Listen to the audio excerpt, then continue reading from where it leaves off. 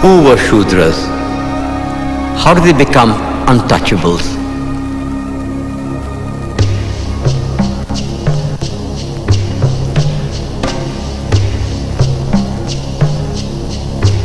The Purusha Sukta of the Rigveda propounded the doctrine of Chaturvarnya. It says, the four castes emerge from the body of the Creator. The Brahmin, the priest, was equated to the mouth. Kshatriya, the warrior, to the arms. Vaishya, the trader, to the thighs. And the Shudra sprang from the feet. Manu, the lawgiver, degraded the Shudras to the lowest level. Once born and untouchable, he remains an untouchable forever.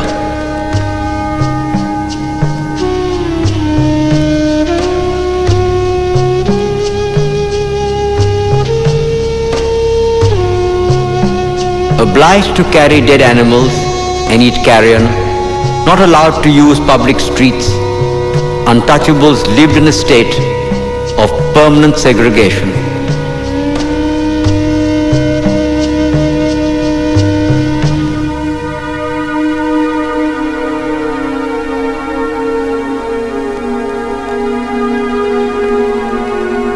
During the Peshwa regime, untouchables were forced to string a broom around their waists to sweep away their own footsteps.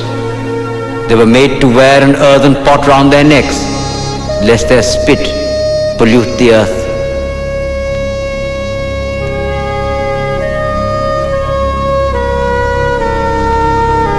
It was a bondage worse than the slavery of the Roman Empire, more cruel than what was perpetrated against American Negroes and German Jews.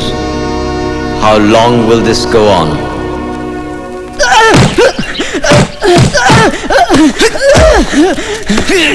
Why did you enter the temple? I was taking shelter. Last night it rained very heavily. You have defiled our temple. You should have fell on the idol. You filthy scum! You dirty untouchables think you are Ambedkar.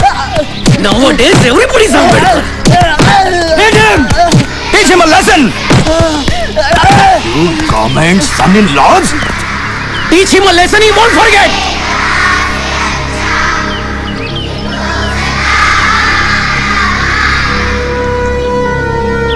Gautam Mohan का बदला लेके रहेंगे। दलित एकता जिंदाबाद। दलित एकता जिंदाबाद। गौतम मोहन का बदला लेके रहेंगे। गौतम मोहन का बदला लेके रहेंगे। गौतम मोहन का बदला लेके रहेंगे। दलित एकता जिंदाबाद। You entry beyond the barricade Gautam Mohan is का banned. बदला लेके रहेंगे। गौतम मोहन का Please बदला maintain public order. जिंदाबाद। I declare your assembly as unlawful assembly. I order you to disperse. Gautam Mohan का बदला I order you to disperse.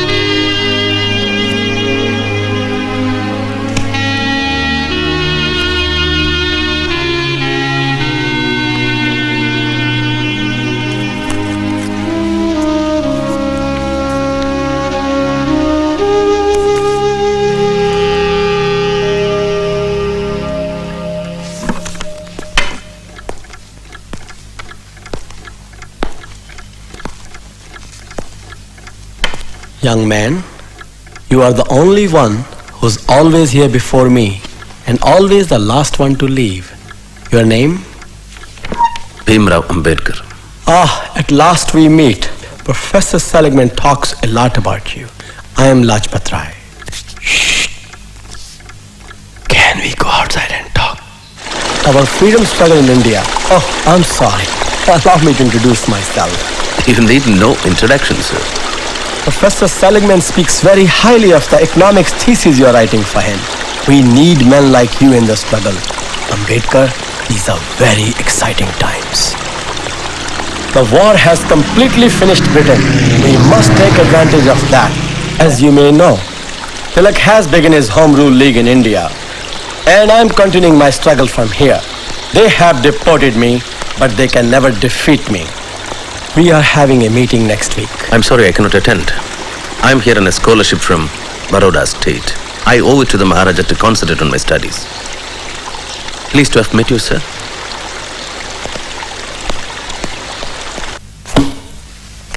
You've often heard me say that the purpose of knowledge is not just to understand the world, but to change it. Yes? Take my example. I teach, I write books, and I'm also one of the founders of the Negro Urban League. I know, sir. Please understand me, I have no complaints about your academic work. You're probably one of the best students I ever had. Please come. I'm disappointed, Ambedkar. I'm disappointed that you choose not to involve yourself in your country's political struggle for freedom. I'm in America to study, not to join Mr. Lajpat Rai's Home Rule League, if that is what you are referring to. I know what my responsibilities are. Of course you do. And none of my business, really, I'm sorry. Well, what's the subject of your anthropology thesis? Castes in India, their mechanism, genesis and development. When do you present your paper? Next Tuesday. Well, good luck to you. Thank you, sir. Couldn't sleep last night thinking about what you told me. I just don't get it. It's so unreal. They literally won't touch you. That's the least of it. At least you have the You freedom. got no freedom. What are you talking about? Hey! Quit your jabbering. We got a restaurant to open in 2 hours. Get to work. Quick, quick!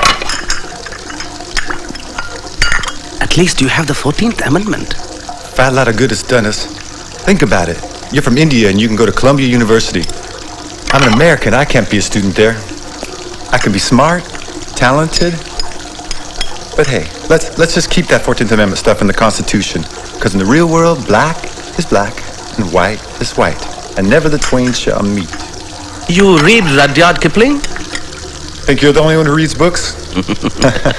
You black bitch! Wait, what's I'll up? teach you. Oh, wait, Keep your hands to yourself, huh? Take I that. didn't do anything. Dirty nigger. Keep your hands to yourself. Please. I touch you touching a white woman. I'll kill you. I didn't You touch hear the me? girl, You not- dirty nigger. Stop. You take that. I'll teach Leave you a me lesson. alone. I'll kill you. You hear me? You please black son stop, of a for bitch. God's sake. Now get the hell out of here. Dirty nigger. Manu says the only occupation the Lord prescribed to the low castes is to meekly serve the other three castes. No collection of wealth must be made by the low castes, even though they are able to do so. For a low caste man who has acquired wealth gives pain to the other castes. Chamu, give it to her and take the money.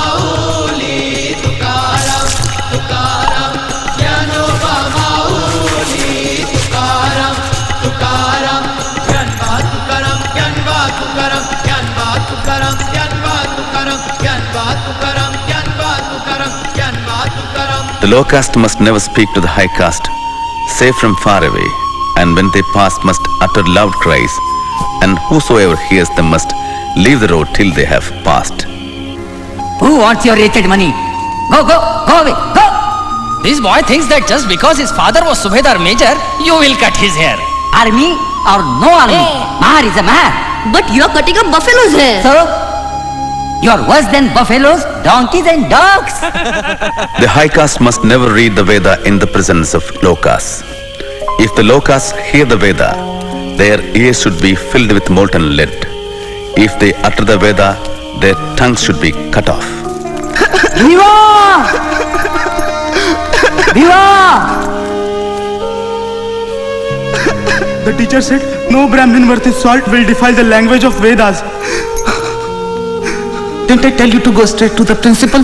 I did. You said things will be different in Bombay. Stop crying. Stop crying. I say stop crying. Goats are used as sacrificial offerings, not lions. Stop crying. You are the son and grandson of Subedar Major. Mind well.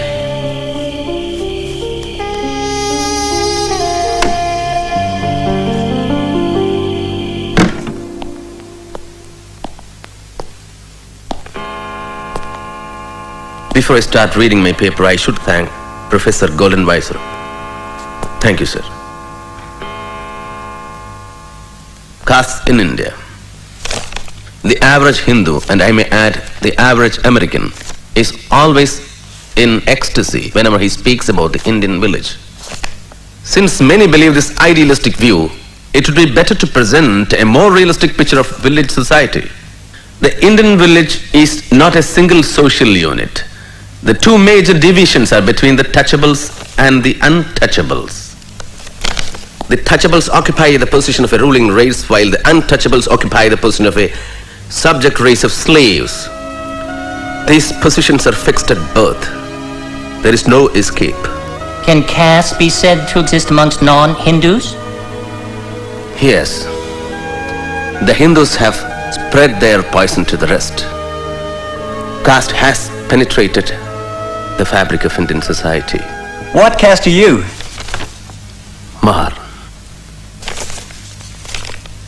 Now, if you can get back the paper at hand. To Ambedkar's grand success! Grand success! Double MA! PhD! All in 3 years! While we donkeys are still struggling with a BA! Hey, Professor Seligman's here.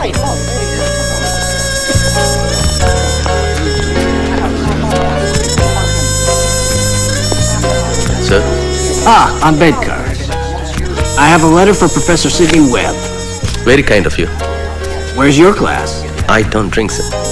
Oh, such a nice boy. I want to hear from you after you finish your thesis. I'm writing the preface, don't you forget. Don't ask any of those London chaps. Daisy, Daisy, give me your answer too. I'm half crazy over the love of you. Lajpat Rai might not understand you, but I think I do. Your struggle has been much, much harder than his. Well, goodbye, good luck.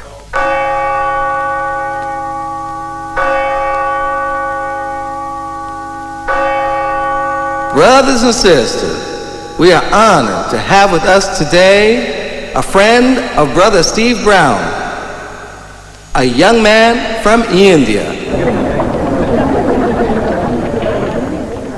His people, Steve tells me, have been struggling under a terrible yoke. They have been enslaved like us for countless generations. They have been oppressed, humiliated, and treated like animals. The oppressors don't touch them and call them untouchables. They are condemned to live impure and die impure, a permanent hereditary stain which nothing can cleanse. Let us pray for them. Lord, hold our brothers and sisters in India in the palm of your hand. Protect them and help them, Lord, as you hold and protect us. Be with this young man, Lord, as he leaves to pursue his studies in London.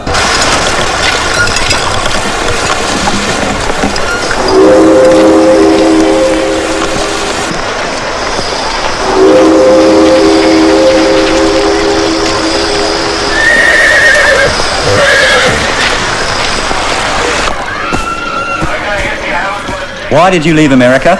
Because I have finished my studies there. I intend to continue them here. What do you plan to do in London? Enroll at the London School of Economics. Oh. Keep terms at Crescent. Complete my thesis. Consult the archives. And also qualify as a barrister. Oh, is that all? He has got a brain and a half, hasn't he? Were you a member of the Gadar Party in America? No, sir, I was not. And you took no part in any of their activities? No, sir, I did not. What about a Home Rule League? Were you a member of that? I was in America to study. What's this then? That's my economics thesis. Page 37. The British government in India has been the costliest government in the world, and the poverty of the Indian people has no parallel in any part of the world. Search him. You swines, get down from my car! You never told me you are Mahas! You liars! You can't travel in my car! You were so well dressed that I thought you... We will pay double the fare. Double, triple, who cares? Give me myself, pollute myself for money! We are thirsty. We want some water.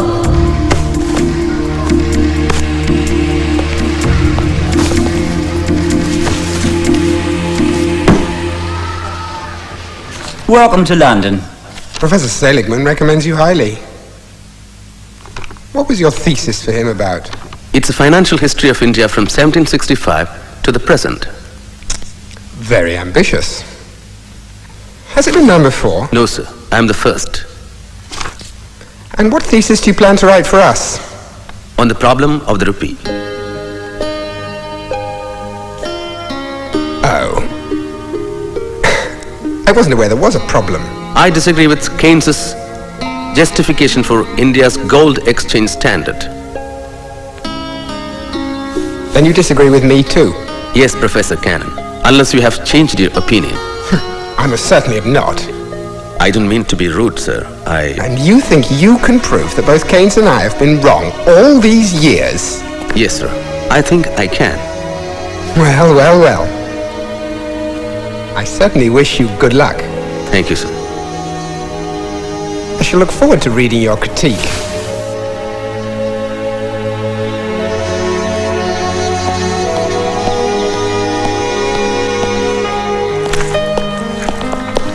Ah, first man in. You know, you don't have to be so anxious. Relax. Sleep late one day. There are plenty of books. They won't run away, you know. There's plenty for everybody. I'm sorry. You won't understand.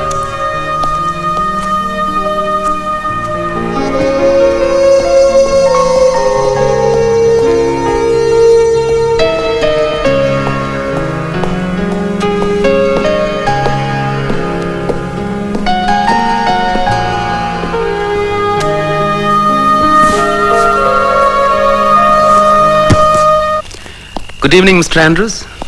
A letter for you. Thank you.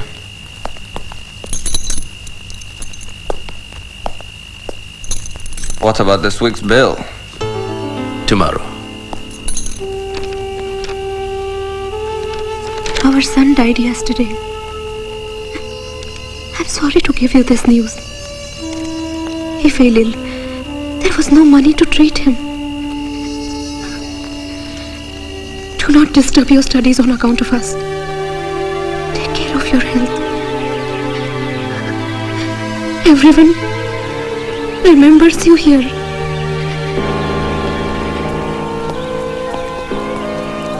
Dear Ramu, it is sad that Gangadhar had to die. Life is going to be rather painful without him. And for you, all the more as his mother. Because of the little money I sent, you are compelled to wash the dirty utensils in others' houses. I hate myself for doing this to you. And here in London, with the war, life is hard for me too. At times, I have had to sell my books for survival. But one can't complain, Bhimrao. Studying at the London School of Economics and doing law here at Gray's Inn must be difficult, Ambedkar. I'm trying.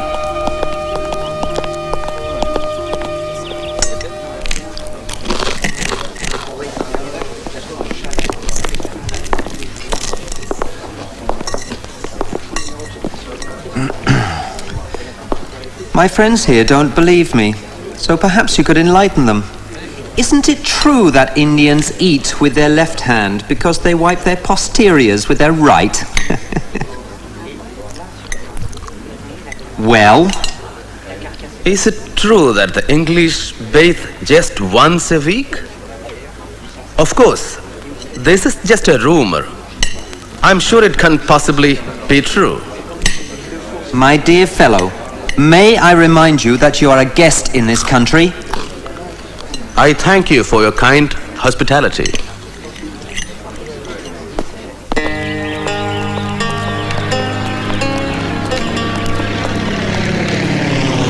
Baroda State regrets to inform you that the period of your scholarship is over and you are required to return to India immediately. As per the bond, you had worked for the Baroda State for 10 years. Diwan, the Baroda State, India.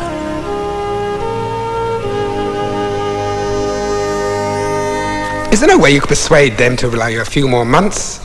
After all, it's so close to finishing. No, sir. Well, Ambedkar, all is not lost. I can grant you an extension for 4 years. If you return within that time, you can resume where you left off. I appreciate that, sir. Thank you. You think you'll be able to return? I don't know. I hope so. Deva, you made us so worried. Why? My ship was only a few hours late. We heard a bomb hit your ship. A bomb? But thank God, it was not your ship. We went to the ship's office. They told us your telegram was wrong. Only your luggage was on that ship. A bomb hit the ship with my luggage? Yes, we thought your ship had sunk. My books were on that ship. Forget about your books. What are you talking? At least you are alive. To India, Montague declares Association of Indians in the Administration. Ananda, you have some money? Home rule comes to India. Hey, you. Anna, are you still wrestling? Oh, yes. Namaste. Rama, Deva has come.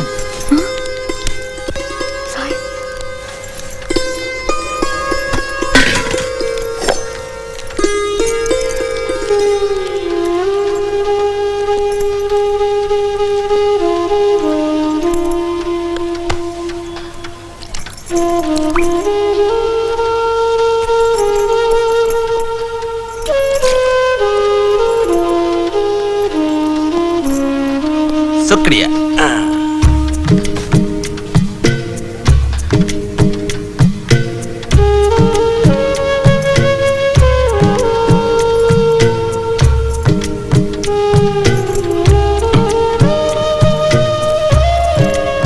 Bhimrao, what jewelry did you bring for Ramabai?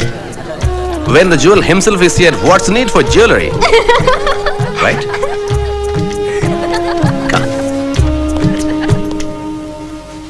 I tried everything to save our son. But there was no money. I was so alone. I needed you so much.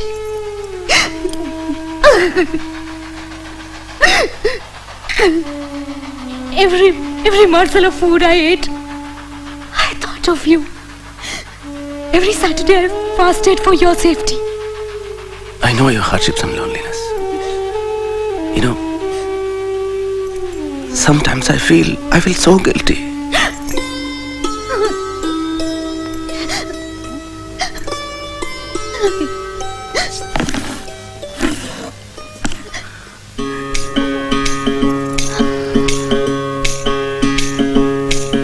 Kabir कहे ये जग अंधा, कबीर कहे ये जग अंधा।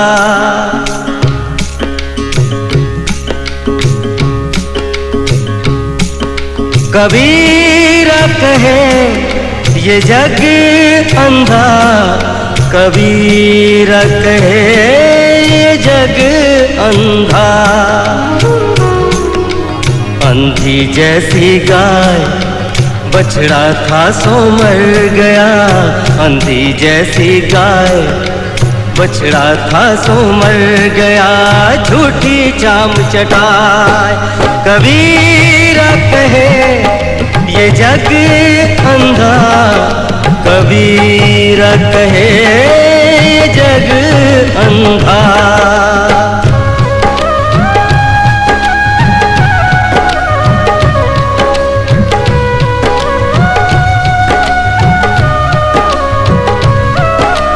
गगन घटा कहरानी साधो,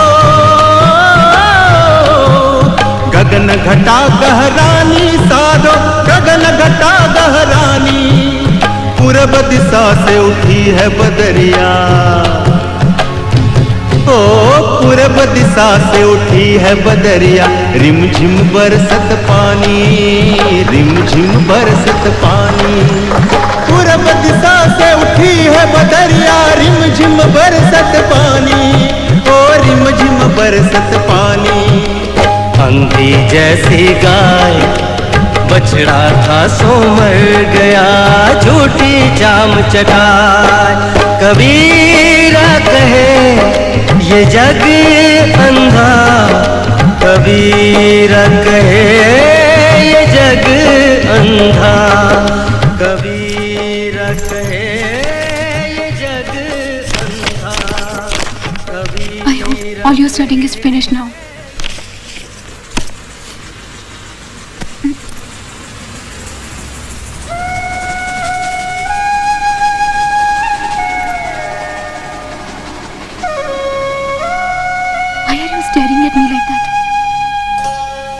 तदेव लग्नं सुदिनं तदेव ताराबलं चन्द्रबलं तदेव विद्याबलं दैवबलं तदेव लक्ष्मीपते ते गृयुगं स्मरामि। Hurry up, you have to finish it before this fish market opens. Shubhmangal सावधान।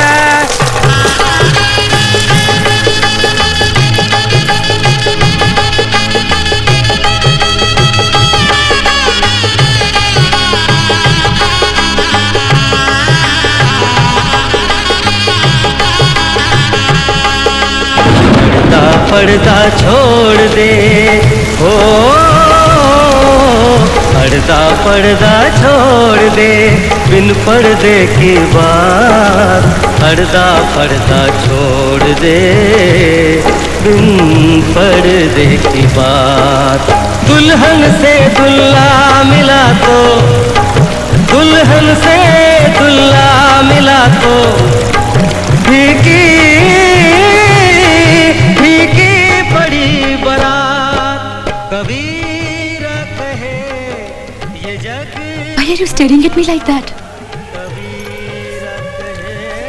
Ramu, I have to go back.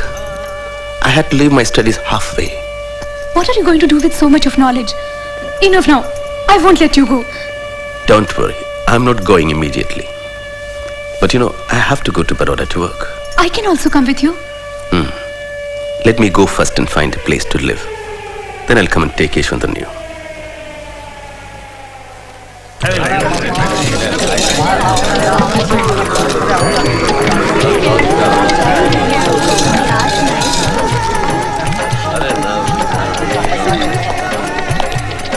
I want a room. Your name, please? Bimrao Ambedkar. Hindu, huh? Caste? Mahar. Sorry, I don't have a room. At least for a week. You want to close my hotel? Try somewhere else.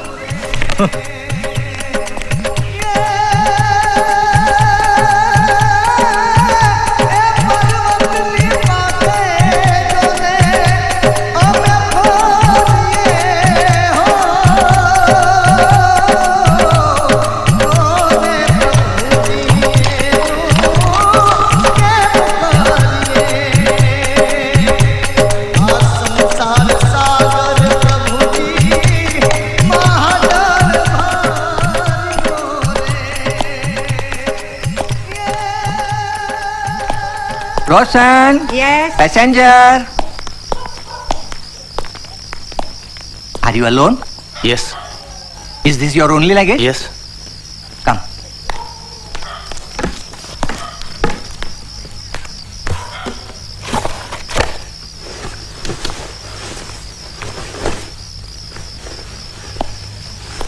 Huh? Roshan! He is not Parsi. He is not wearing Sudre Kusti. Who are you? You are not a Parsi. Yes, I am. Trying to fool us? All right. Show me your Sudre Kusti. Come on, show us. I'm Hindu. You can't stay here. This dharamsala is maintained by the community for the use of Parsis only. I see your difficulty. I can assume a Parsi name for the register. You will also gain something if I stay here. I leave as soon as I am sanctioned a house. I'm an officer in the accounts department of Baroda State. Oh. All right. You'll have to pay 5 annas for the day, for boarding and lodging. And you'll have to register under a Parsi name. Thank you. I'll get some food for him.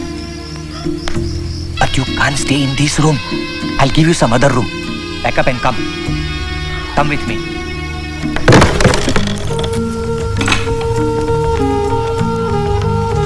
Come. This is where you'll have to stay. All right?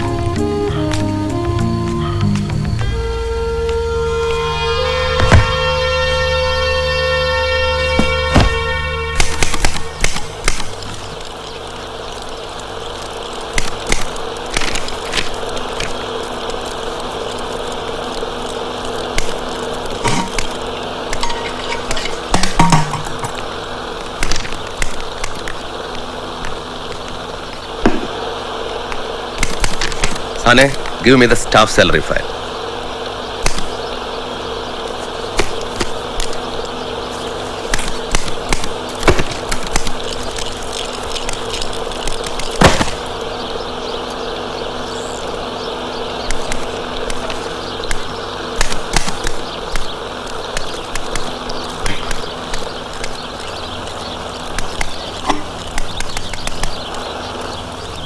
Will you fetch me a glass of water?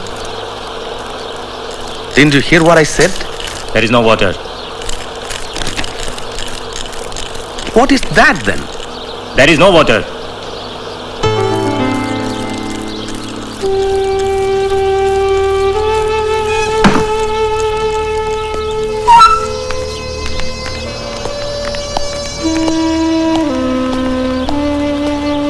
Look here. You might be a senior officer, but you can't touch this water. Maybe the Maharaja should hear about this. Yes. Go and tell him. We are not scared.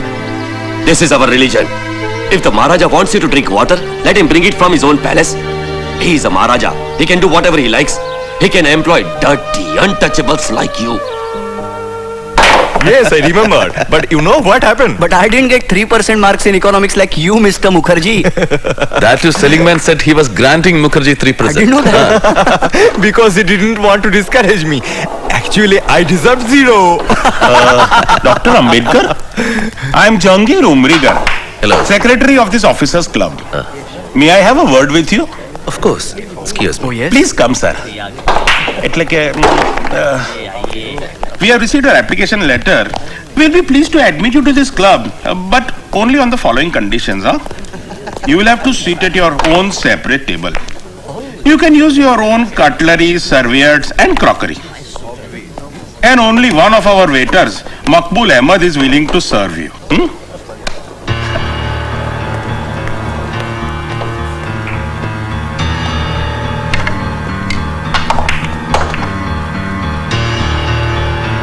Dear Ramu, it's very difficult to get a place to stay. Even Joshi and Mukherjee, my friends from Colombia, refused to help me. I remember how angry my father was when I decided to come to Baroda. You owe nothing to the Maharaja. Don't be dependent on the whims and fancies of a Maharaja. That too in Gujarat. Do you know how orthodox they are in Gujarat? But I have already accepted the job, father. What?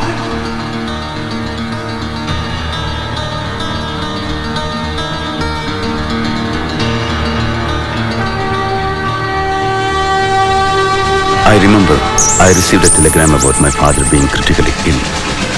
I missed my train, but somehow reached Bombay.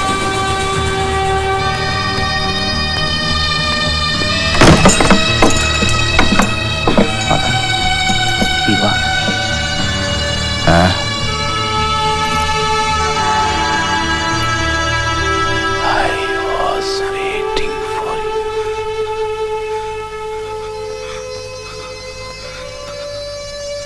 God bless. Father?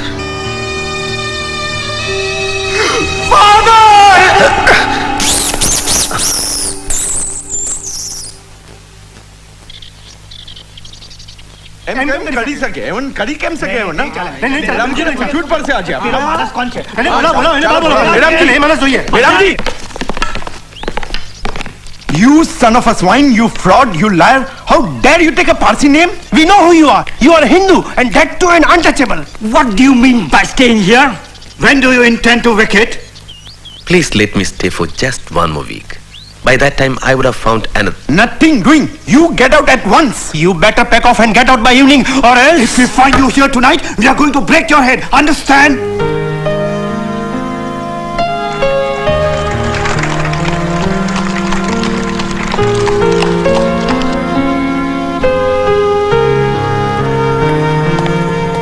Dr. Ambedkar, Maharaja is expecting you. Please come.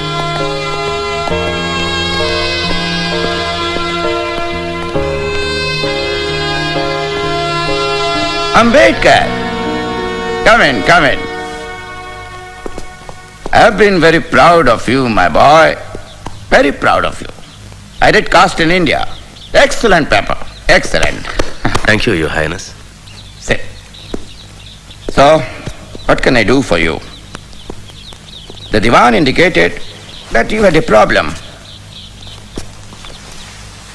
Sir, I need a place to stay. Ambedkar, I understand your problem, but you must understand mine. I have to go slow. As it is, I have caused a revolution by employing you here. You cannot expect to blow up the entire mountain of caste in a day or two. These things take time. You must be patient.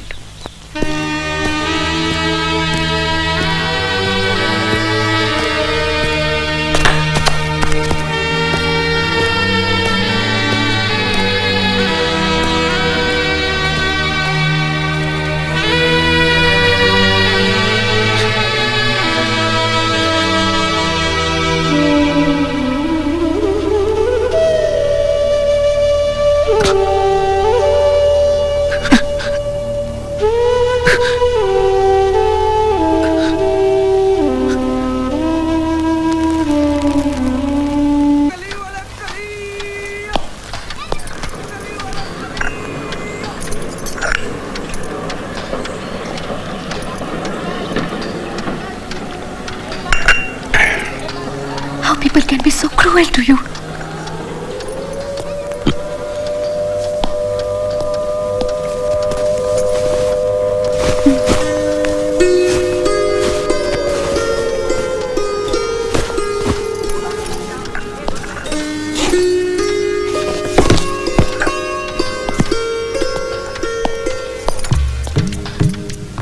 What's all this, Ramo?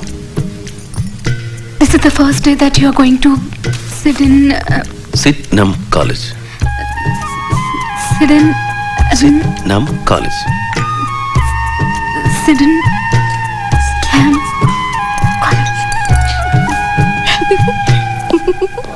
Listen, what's a boring untouchable going to teach us? Wait till my father hears about this. Think what this buffoon is going to speak in English. I'm Professor Ambedkar. I'll be your lecturer in political economy. In case you are wondering what could I possibly teach you, allow me to introduce myself. I have an MA and PhD in public finance from the Columbia University in New York. My thesis covered the financial history of India from 1765 to the present. In addition, I am working towards an MSc from the London School of Economics. If any of you feel that I am not qualified to teach you and would like to leave, feel happy to do so now. So, let's begin.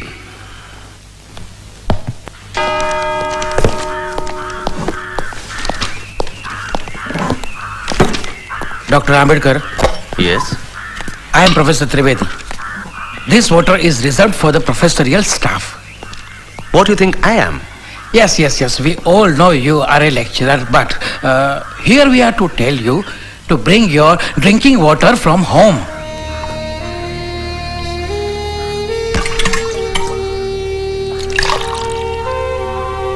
If you learned professors have any objection in my drinking this water,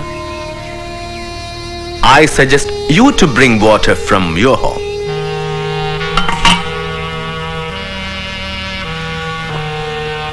Or purify it. You are Trivedi, so I assume that you know the rituals to purify polluted water. No? I'll tell you. Amedya Shava Chandala Madhya Mansadi Dushitat. That's from Vriddha Harita Smriti. Shall I repeat it? Amedya Shava Chandala Madhya Mansadi Dushitat. Amedya Shava Chandala Madhya Mansadi Dushitat.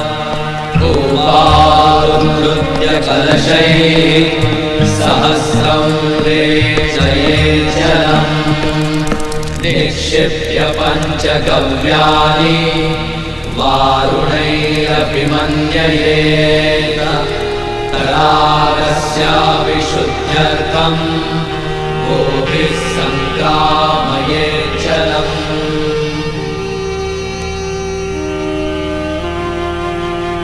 Home rule is as much the birthright of a Mahar as that of a Brahmin. And unless and until this attitude is adopted, the day on which India will have home rule is distant. A Swaraj, where there are no fundamental rights guaranteed for the depressed classes, will not be a Swaraj for us. It will be a new slavery. A Mahar. Oh, what a powerful statement, huh? Diwan Sahib, do you know who is the writer of this anonymous letter? No, Your Highness. Dr. Ambedkar. Datto Bapawar told me. Dr. Ambedkar is starting a fortnightly. And he needs some help. Yes, Your Highness. I agree that with uncompromising courage you are trying to eradicate the evil practices created by this caste system and to help liberate the lower classes from the unjust dominance of Brahmins and the priesthood. But still, let us not hurry in this case. No, Diwan Sahib, no. We must encourage Dr. Ambedkar in every possible way. Yes. We will help him to start his fortnightly. Mook Nayak, leader of the dumb.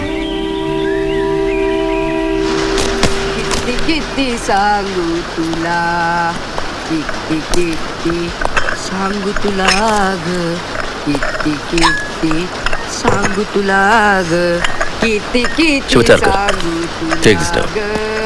India is a home of inequality. Hindu society is just like a tower which has several stories without a ladder or an entrance.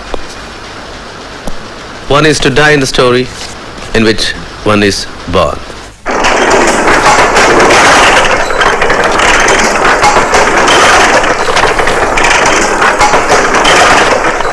So friends, this Mangaon conference has convinced me that you have found your savior in Ambedkar. I am confident that he will break your shackles.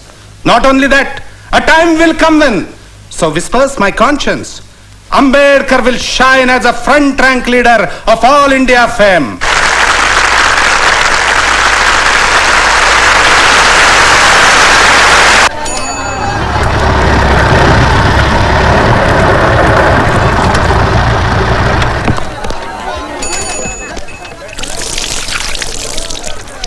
Yama, somebody's calling. Who can it be? Oh, Ambedkar! I think he's Shahu Maharaj. Let's go up.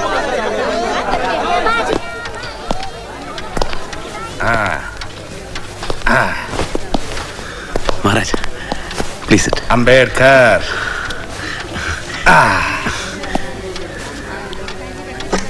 How How about a cup of your specialty, Sister Ramabai? Mammootty. What they say is true. Behind every great man, there is a great woman. You are a lucky man, Ambedkar.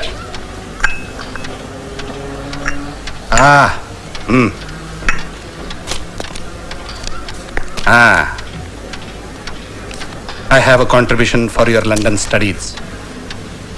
Open it. Thank you, sir. Wonderful. So, come on. Let's go to Muknaik office.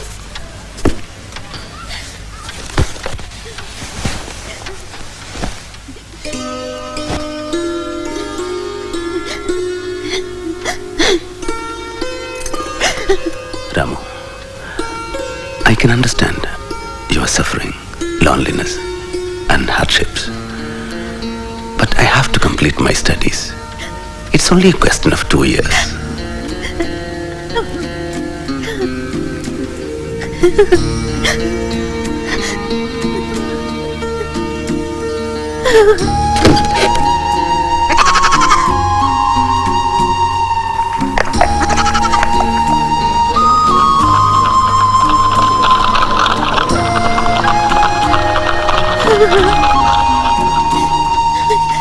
What did you think of the defense? Well, well. Look what the cat dragged in. Oh, Ambedkar.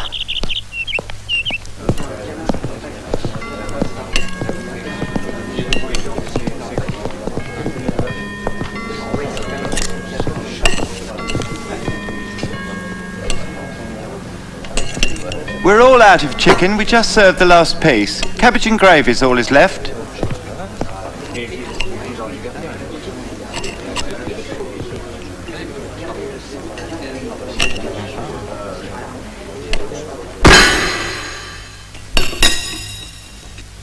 What's the matter?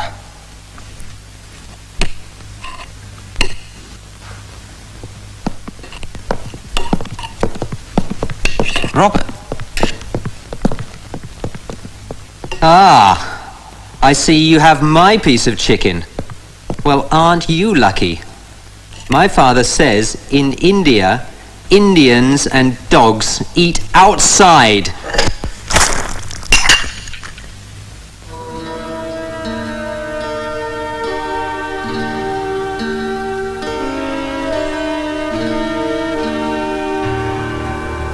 Apologize.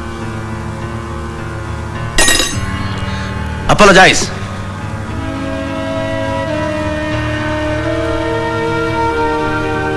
Oh, all right. I apologize.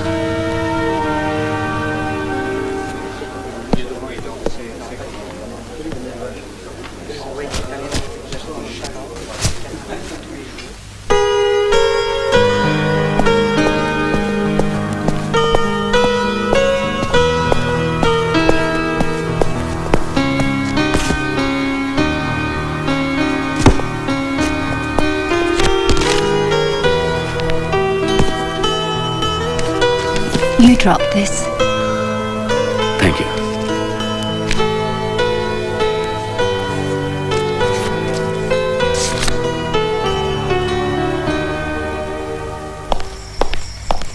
Good news. Wonderful.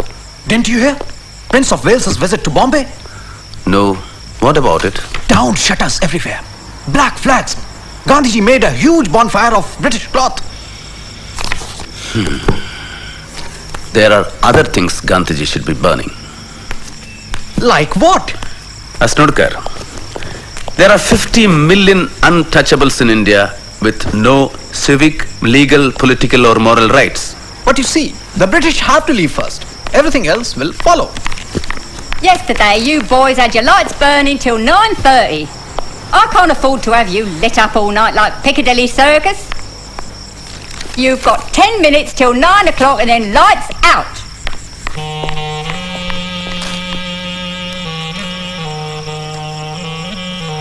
Dear Shivatarkar, how is Mokanaik? Life here is very difficult. My landlady is a very harsh and terrible woman. I have to make do with the frugal breakfast, which is also my lunch.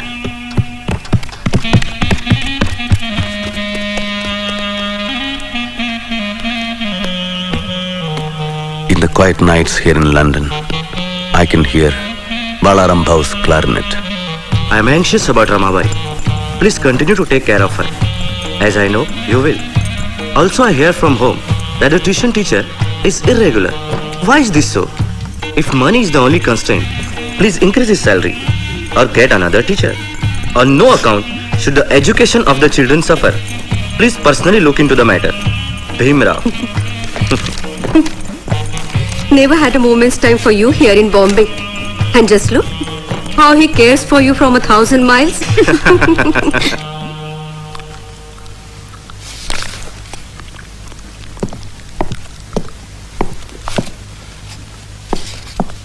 Excuse me, you can eat here.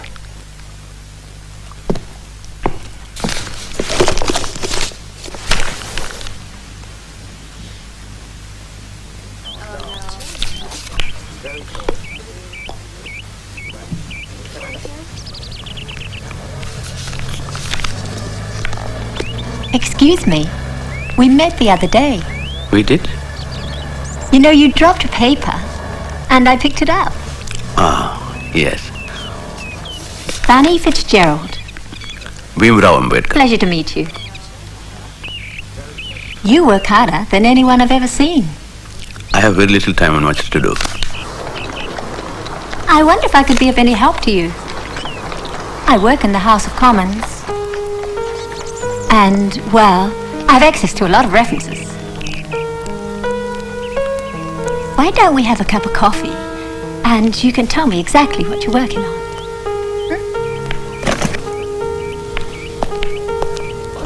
It'll just take 10 minutes and then you can get back to work. What's the matter? It's not that. I have no money. My treat. Oh, come on. It won't bankrupt me, I promise.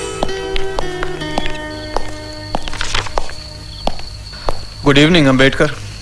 Good evening. I read your Mook Nayak, Dumb Hero. I like your writing, but I don't like your ideas. That doesn't surprise me. By the way, you know, Shah Maharaj is dead.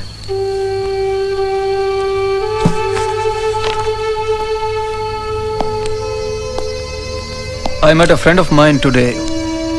He has just come from Bombay.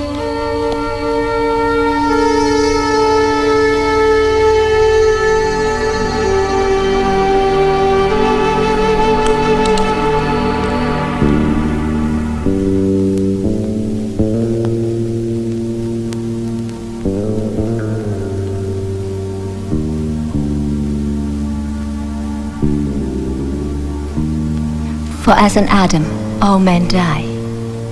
Even in Christ shall all be made alive.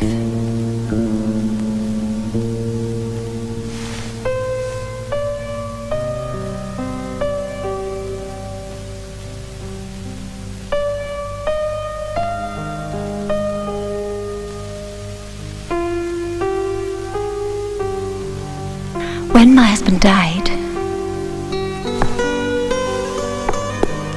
I wanted to die with him. I have been very selfish. I have never ever asked you about yourself. There's not much to tell, really. He died in the war. Any children? I live with my mother. She's the only one I have left. I hope God gives you the happiness you deserve, Fanny.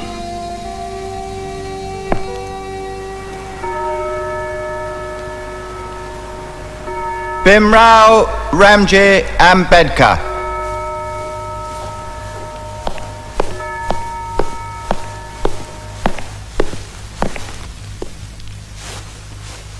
I hereby call you to the bar and do publish you barrister.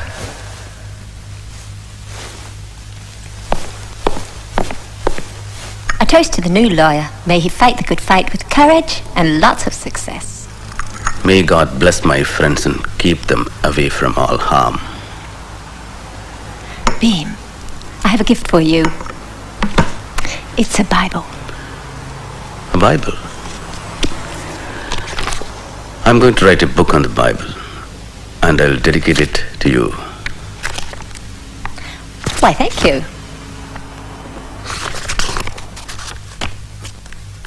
Ambedkar, I expect you thought I called you in to congratulate you on your thesis. I'm sorry to disappoint you, but you're going to have to rewrite it. We have no quarrel with your conclusions, you understand. I personally think that they're wrong, as do the examiners. However, we would never ask anybody to alter their thinking just to suit ours. So you may keep the same conclusions, Ambedkar. But what does need to change is the tone of the piece, your language. This is an economics thesis, not an exercise in empire bashing.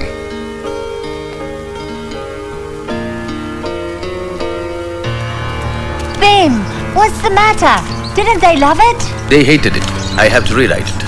I don't believe that. Why? My language offended them. I just called a spade a spade. I didn't invent imperialism, they did. Oh, Bim, what are you going to do now? Rewrite. Paper! Paper! Paper! Paper! Paper! Paper!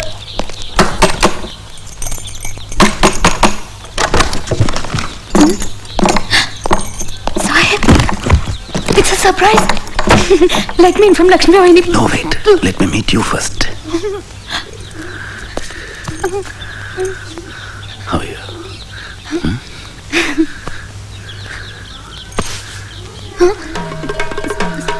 Sahib! Ambe lala lo maya lala lo. Ambe lala lo maya lala lo. Usa kundar mandi lala lo. Usa kundar mandi lala lo. Ude ude ude. Unta khai zogai gundra yege. Mandi la gundra yege. Yanai tu kai gundra yege. Mandi la gundra yege. Oi jaganpati gundra ya ho. Mandi la gundra ya ho. Anu surle surle gundra ya ho. Mandi la gundra ya ho. Mandi la gundra ya ho. Sukriya, here's a pen and a compass box for you. Tomorrow we'll go to market and buy clothes for you, for your mother and Lakshmi Vani. This is my law degree. You know what they said? Bhimrao Ramji Ambedkar, I hereby call you to the bar and to publish you barrister.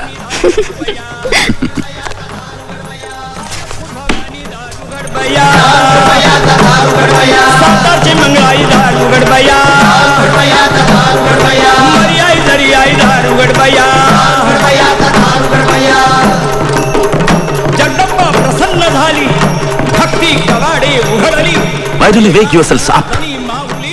My heart breaks to see the pitiable sight of your sad faces and hear your sad voices. You have been groaning from time immemorial, and yet you are not ashamed to hug your helplessness as an inevitability. Why did you not perish in the prenatal stage instead? Wake up. Wake up! Why do you worsen and sadden the picture of the sorrows, poverty, slavery and burdens of the world? With your deplorable, despicable and detestable, miserable life, you had better die and relive this world if you cannot rise to a new life, or you cannot rejuvenate yourselves. Wake up. As a matter of fact, it is your birthright to get food, shelter and clothing in this land in equal proportion with every individual, high or low.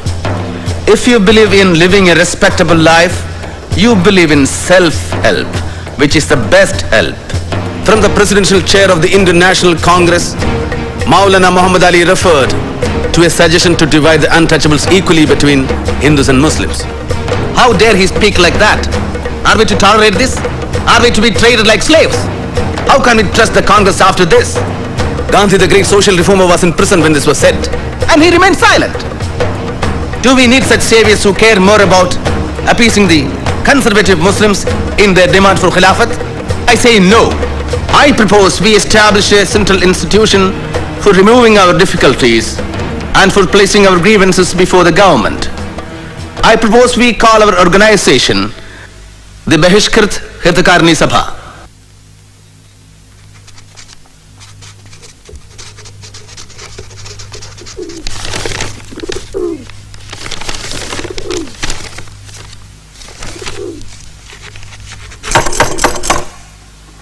Sahib? Sahib? Sahib? Sahib? What do you want? Can I have some peace in this house? You've locked yourself since morning.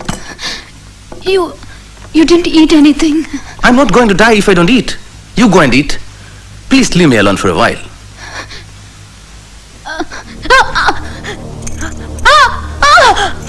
Ramu, what happened? Ramu, what happened?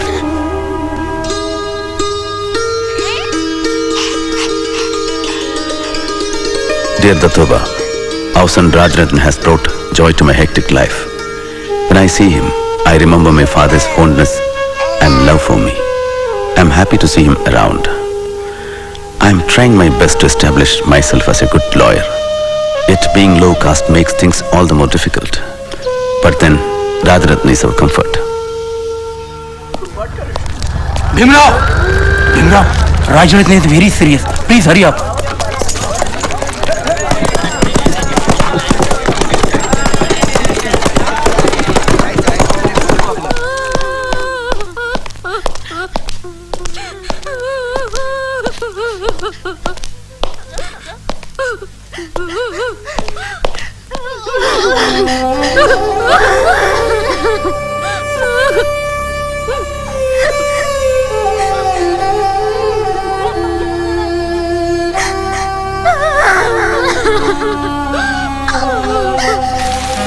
But, dear Datoba, the ill-omened day came and Rajrathan had to die.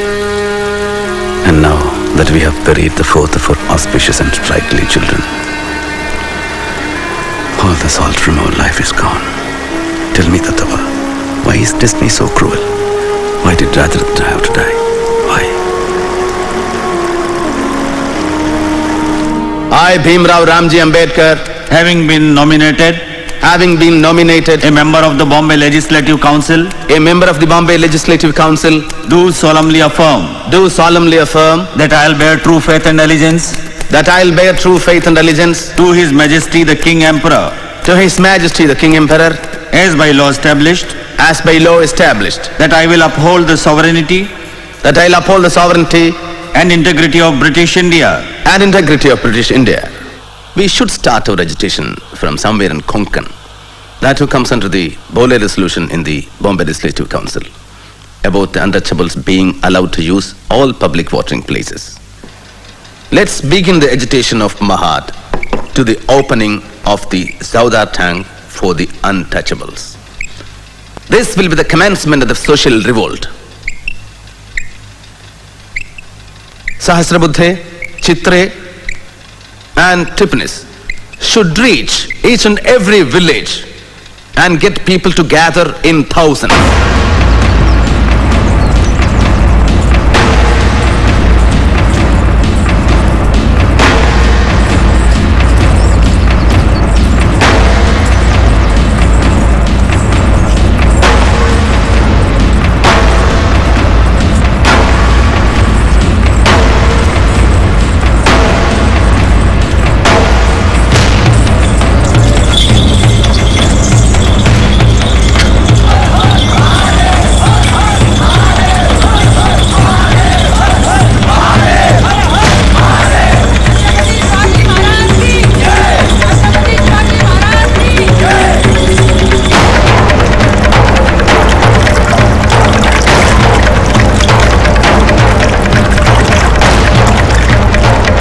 Finally, they have hired a tamasha theatre for the conference. And hundreds of people are marching towards Mahad.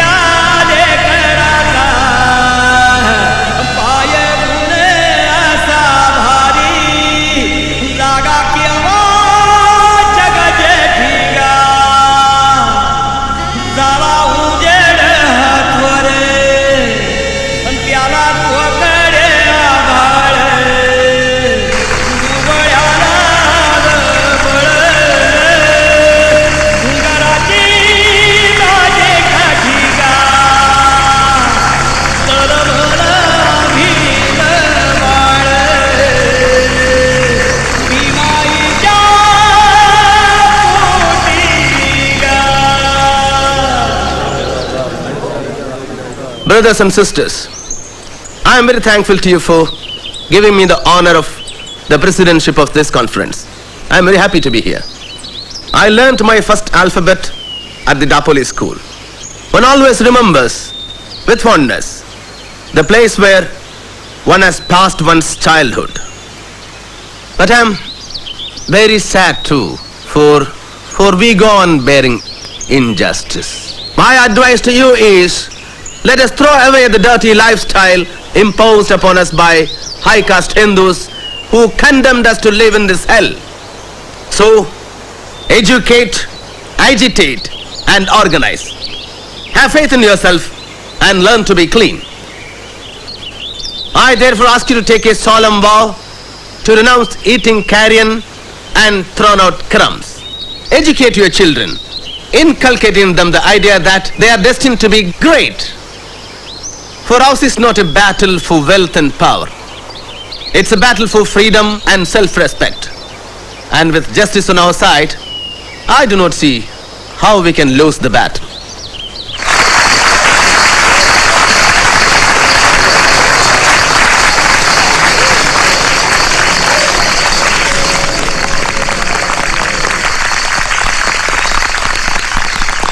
The untouchables of Mahad find it very difficult to obtain drinking water.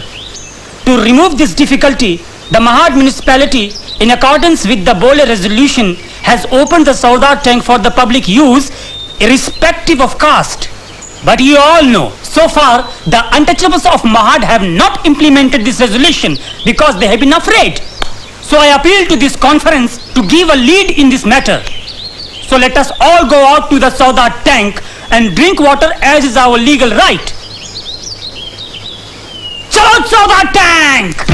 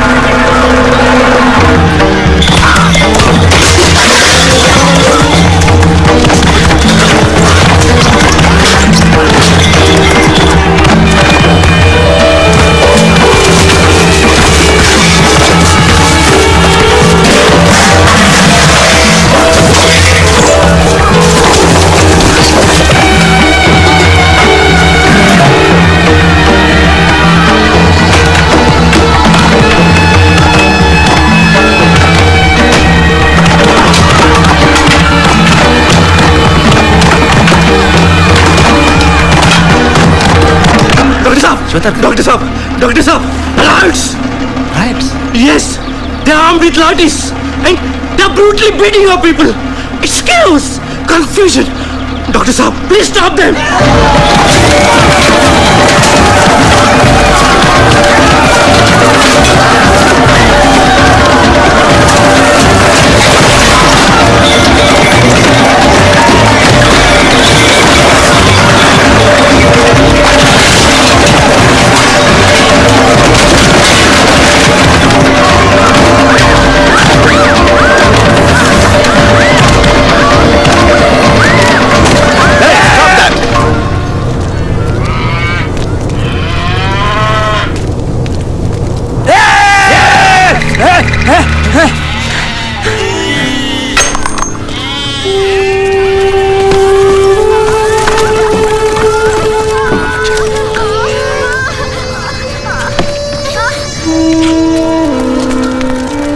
Disgusting.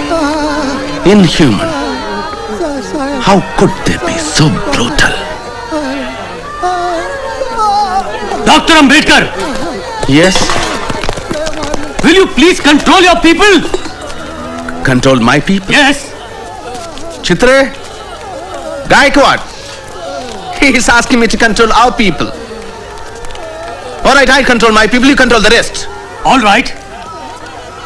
Are you planning to enter the temple? Temple? Yes. Our conference is over. We have dispersed peacefully and we always follow the law. And the tank is open for all by the law. You give us orders! Be silent! Be silent! I appeal to you for calm and peace. We have proceeded lawfully thus far. Let's not take law into our own hands. We do not want to lose any more destruction and bloodshed. Return to your villages peacefully. I beg of you. Please.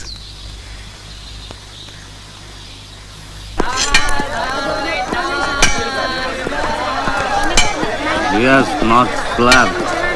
He has not eaten. He has fallen sick worrying about you.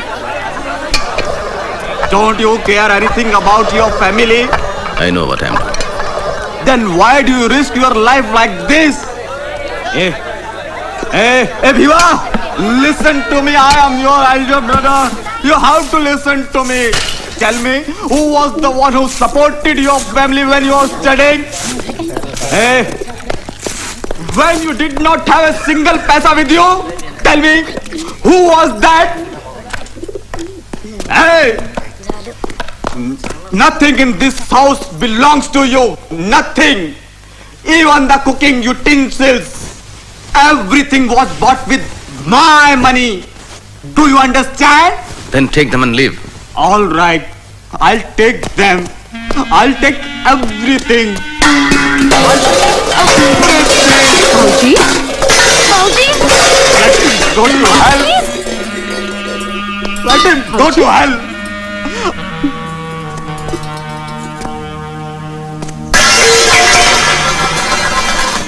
All right. I will never set my foot again in this house. Never again. All right?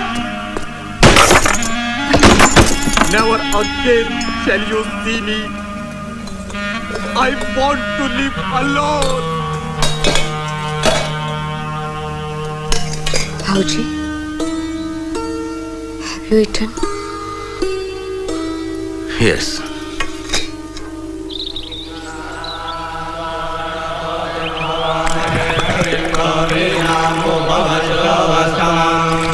Yeshtarayam Brahmanam Brahmanaspadhan Shrinvannotivisidhasadhanam Om Tasya Vitarvarenyam Bhargo Devasya Dhimahi Dhiyo Yona Prachodayat Om Gandhadvaran Radharshan Nityavartan Kirtim Ishwariyam Sarvabhutanam.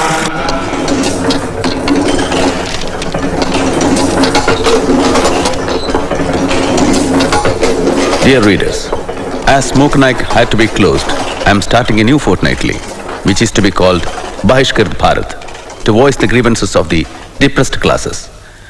I would like to appeal to the other subcastes to unite as one to strengthen the Satyagraha of Mahad. Here is a telegram from America congratulating you. It says you have ignited the spark of the unprecedented social revolution. Do they know that the tank is purified? There is one more telegram from Banaras. We strongly protest your action and challenge you to repeat it at your own peril. Farooq bhai, give us something to eat. How is Bahishkrit Bharat doing? All copies sold out. Good. How was the council meeting? Stow me. Then, tell me, what is the position, Mahad? More? Dr. Sahib, they have proclaimed boycott on all who came to Mahad. In all villages, our people are facing extreme harassment. They refuse to sell them corn. Pick quarrels on some pretext or the other. Many have been jailed. I myself was beaten up. And they are facing threats and atrocities. And in Mahad, the municipal council has passed a resolution saying that the Chaudhar tank will not be open to untouchables. Deadly diseases require drastic remedies. Friends, there is a letter from Mr. Jabbar, the leader of the non-Brahmin movement. It says, we the non-Brahmin leaders of Maharashtra declare our wholehearted support for the Satyagraha on condition that all Brahmins should be weeded out from it. The view that all Brahmins are enemies of the untouchables is a wrong view. I do not hate Brahmins personally. I hate the spirit of Brahminism, which may be found in Brahmins and non-Brahmins alike. It has been resolved that December 25th and 26th, 1927 will be the dates for the Satyagraha at Mahad. Har Har Mahadev! Har Har Mahadev! Dr. Bhimrao Ambedkaranta! Dr. Bhimrao Ambedkaranta! I am the parent, police superintendent here, Dr. Ambedkar. The collector would like to see you. Please come. Brothers, while you march in Mahad, observe strict discipline. Satyagraha loses power if there is no discipline. You lead them, Chitra. I'll join you. Sahasrabuddhe, come with me. Chalo Mahad! Asprushata! Asprushata! Asprushata! Asprushata!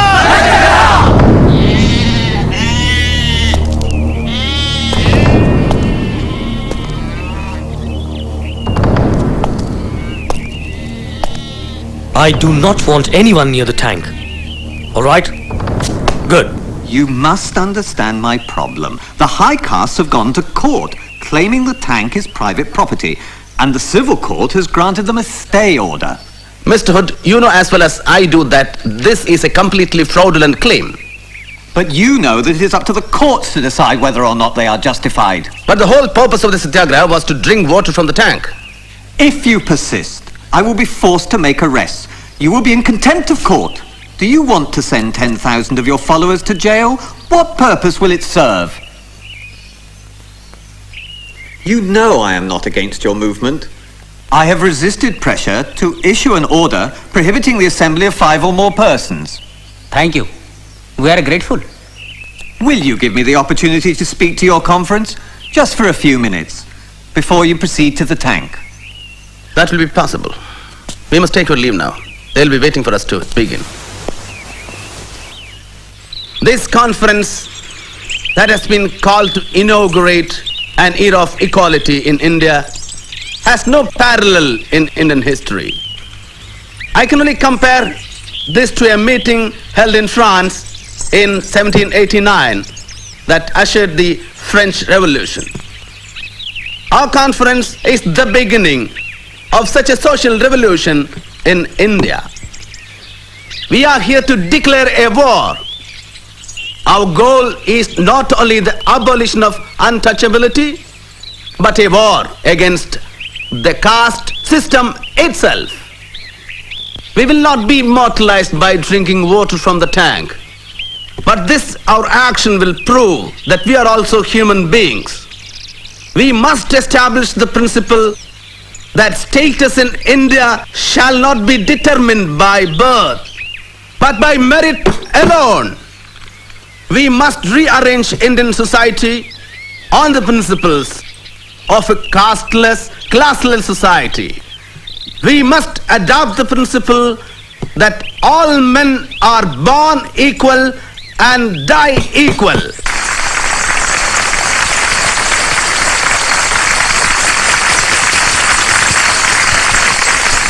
Let's destroy the authority of the ancient Hindu scriptures that abound in inequality. Brothers and sisters, religion and slavery are not compatible.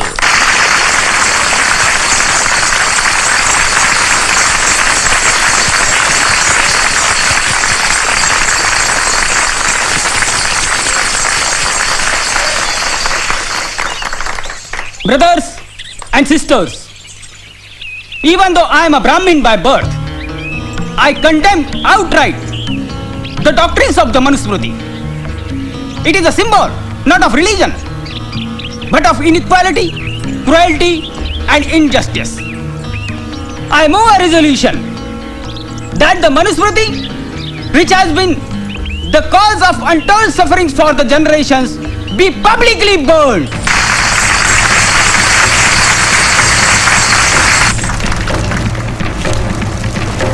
Shudratu karye dasyam kritabhakritameva va dasyayo vahi srishtoso brahmanyasya swayambhuva vaishya shudro prayatnena swani karmani karayet sauhijitoso karmabhya shobhayetamidam jagat न स्वामिना निसृष्टोपि शूद्रा दास्याद् विमुच्यते निसर्गजं हिततस्य कस्तस्मात् दपोहति.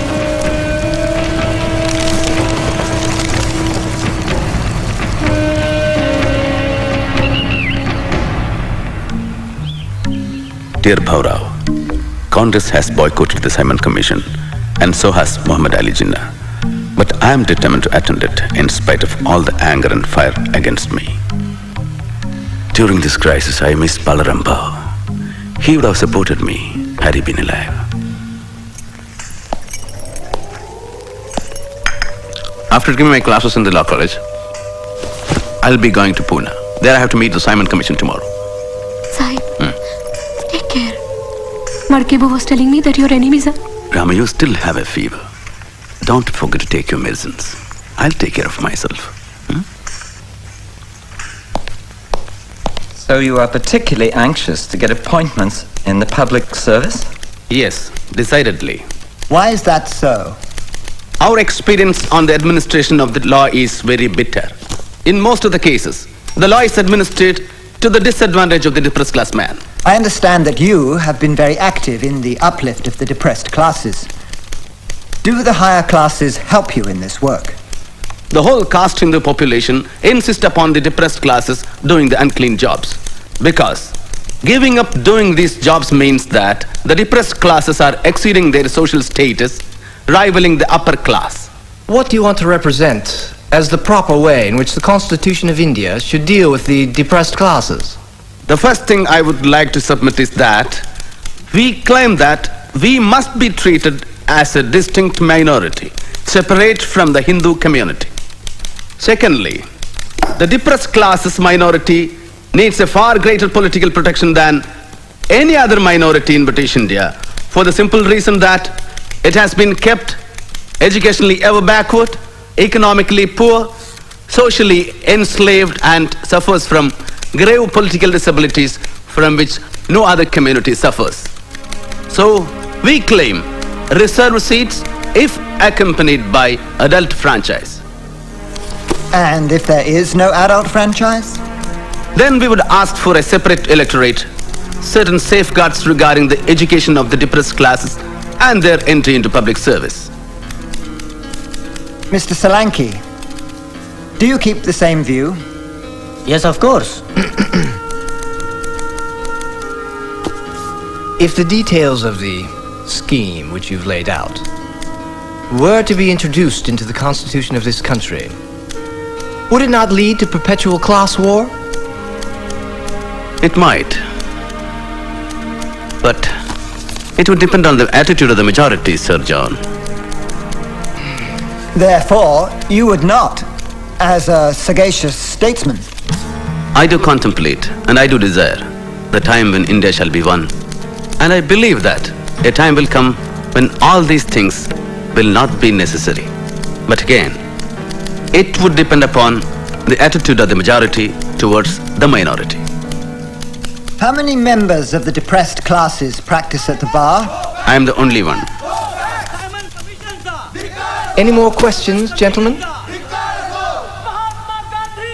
Thank you, Dr. Ambedkar, Mr. Solanki. Thank you, Major Attlee. Simon! Simon! Go back! Go back! Britishanse hastak! Ambedkar! Ambedkar! Britishanse hastak! Ambedkar! Ambedkar! Ambedkar answer! Vikaraso! Ambedkar answer! Vikaraso! Sir, don't you think that those who are clamoring for the independence of the country have inconsistent attitude?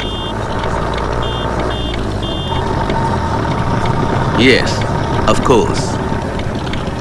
They raised violent protest against the insulting treatment meted out to Indians in South Africa and to Indian students in Britain. And at the same time, denying human rights to their own countrymen and co-religionists in India. I find this attitude inconsistent, selfish and shameless. Which is why my editorial says that we must act in a forcible way so as to let the caste Hindus know that to observe untouchability is a risk as dangerous as bearing live coals on their tongues.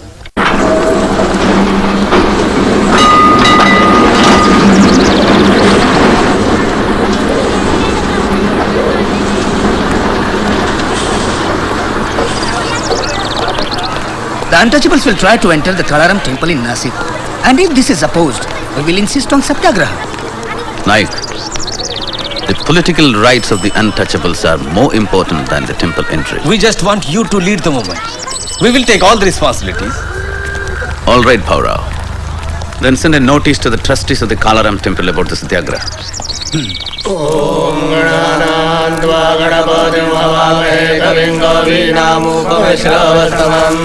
ज्येष्ठराजं ब्रह्मणां ब्रह्मणस्पद आनशृण्वन्नो दिविश्रीरसादनो स्वा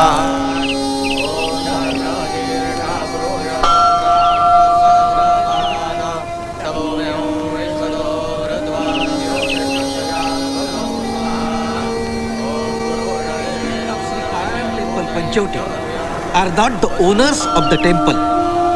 They have no right to interfere in the traditions. Since the inception of the temple, our ancestors were appointed as the priests, and we are following them honestly. We, the priests, are the supreme powers of the temple. If the trustees use their rights in a wrong way to defy the purity of the temple and allow the untouchables to enter the temple, we will strongly protest.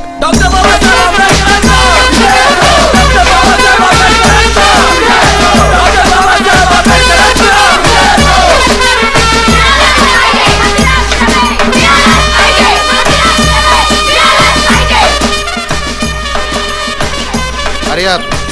Hurry up! Close all the doors now! मंदिरात प्रवेश! मंदिरात प्रवेश! Doctor Babasaheb आंबेडकरांचा!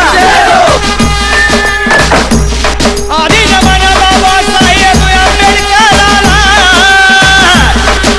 आबाच्या कुलदैवताला आणि मग महात्मा ज्योतिबा फुल्याला आणि तसं Chhatrapati Shri शाहूराजाला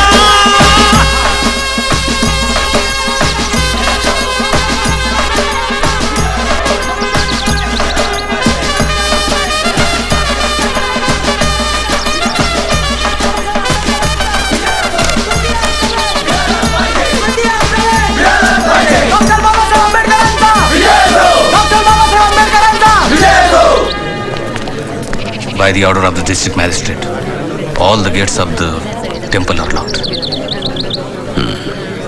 By all means, we have to establish our right to enter the temple and worship God. I think there is no other way than Satyagraha. Bhaurao, post our people at all four gates, south, north, east and west. We should be the first people to enter the temple when it opens.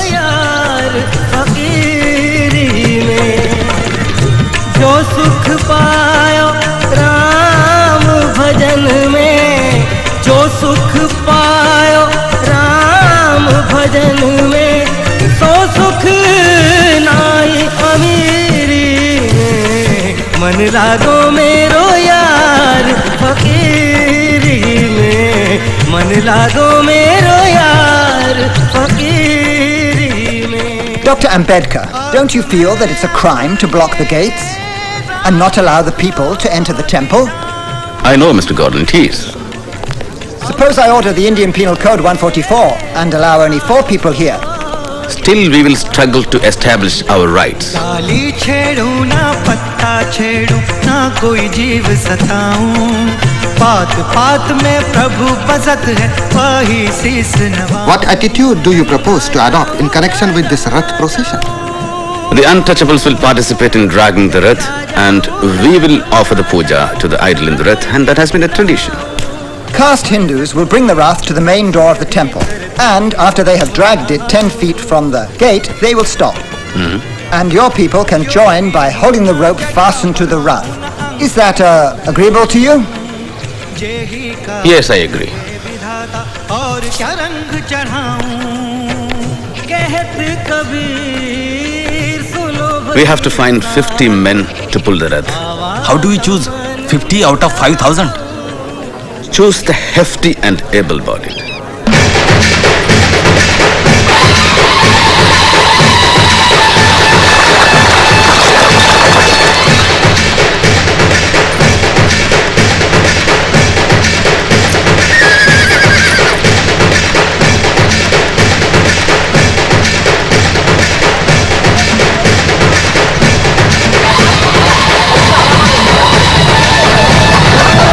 Running away with the Rath.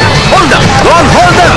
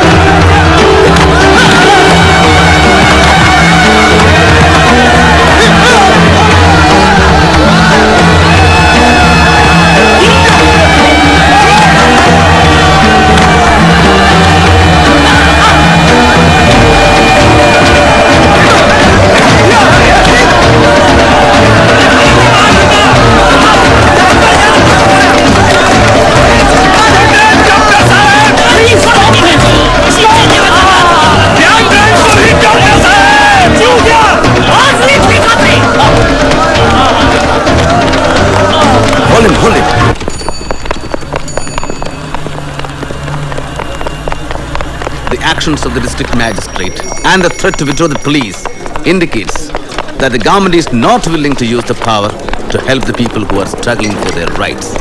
Such a government is no good for anybody. I don't agree with the findings of the magistrate of Nasik. I have already written to the governor about our version of the story, which is true. Dr. Ambedkar? Yes? From the Viceroy. Thank you.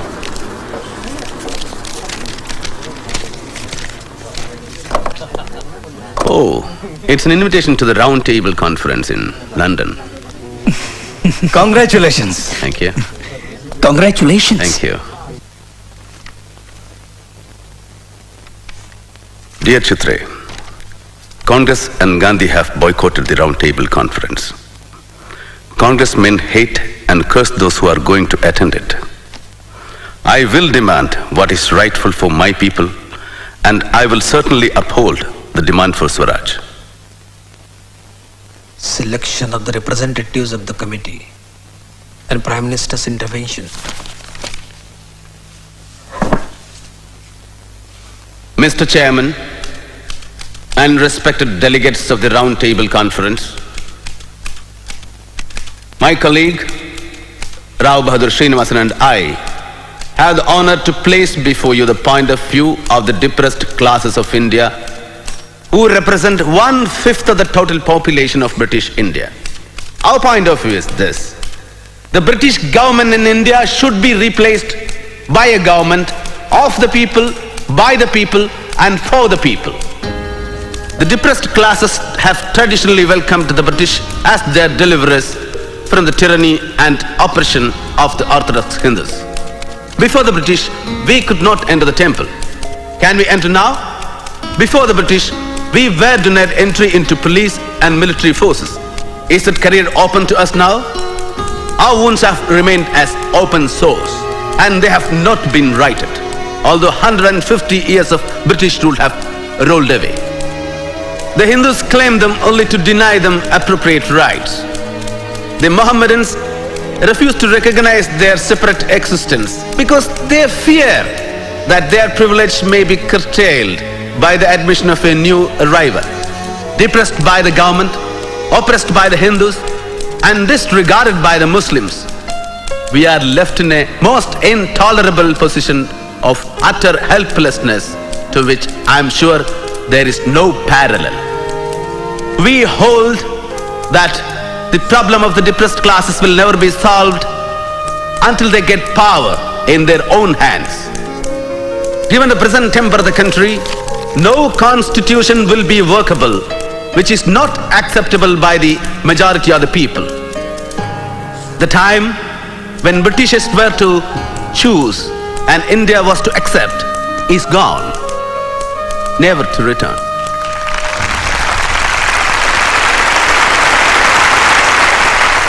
Dr. Ambedkar, the man of the hour. Yours was the best oratory of the entire conference. I only said what was true. My boy, I'm so proud of you. I remember the first time we met, like it was yesterday. Well, I must go now. Thank you. Well done. Sir, while we are on the subject, regarding my loan. What loan? For my studies. Oh, that was a scholarship. Dr. Ambedkar, you were wonderful. Thank you. That is what I thought, sir. But the Divan has been writing to me for the past 6 years, asking me to repay the loan. He has even written to the college where I teach. That is preposterous. I'm terribly sorry, my boy. I'll take care of this. Our London radio correspondent says Dr. Ambedkar made a great impact on the British Parliament. The foreign press is eager to meet him when he arrives in Bombay. Thank you for agreeing to talk to me. My pleasure. Dr. Ambedkar, I've been following your movement for a long time, and there's something I don't understand. You have been an opponent of the Congress Party. They boycotted the Round Table Conference, and you went ahead and attended. And yet recently, you successfully defended the 47 Congress Satyagrahis involved in the Chirana firing case. Isn't that a contradiction? Miss Rosa Epstein. Miss Epstein, there is no contradiction in my position. I took up this case only for the principles involved. I don't agree with the Congress, but I do believe that every citizen has a right to agitate. I see. The rights and the liberties of the people are far more important than the stability of the government. Why should Gandhiji himself send for you? Obviously, to lure our flock of sheep to his fold. Don't you fall under his spell. He's not a god. We should stick to our stand. Yes, yes. Namaste. Namaskar. Bapuji is on the terrace. Namaste. Namaste. And how is your progress with the charkha, Miraben? I'm trying, Bapu. Good. You are doing absolutely fine. Just concentrate. One day you will master it. Good, good. That's right. That's right. Bapuji, Dr. Ambedkar has come. Ah, yes. Dr. Ambedkar, you wish to see me. Gandhiji, you send me a note calling me here. Oh yes, that is so. I believe you have some grievances against me and the Congress. Let me tell you, I have been troubled by the problem of the untouchables since my childhood. Before you were even born, Dr. Ambedkar. And because of my efforts, it has been made a plank on the Congress platform. And that is not all. We have spent not less than 20 lakhs on the upliftment of the untouchables. So it is really surprising that men like you should offer opposition to me and the Congress? Frankly, Congress has given only formal recognition to the problem. Hypocritical. Empty words that have no meaning. You said Congress spent 20 lakhs. I say it was all a waste. If Congress was sincere, it would have made removal of untouchability a condition to becoming the member of the Congress, not to wear qadar. You say the British government does not show a change of heart. I say that the Hindus have not shown a change of heart either. As long as they all remain adamant, we will believe neither the Hindus, nor the Congress, nor any Mahatmas. History tells us that the Mahatmas are like fleeting phantoms. They raise dust, but raise no levels.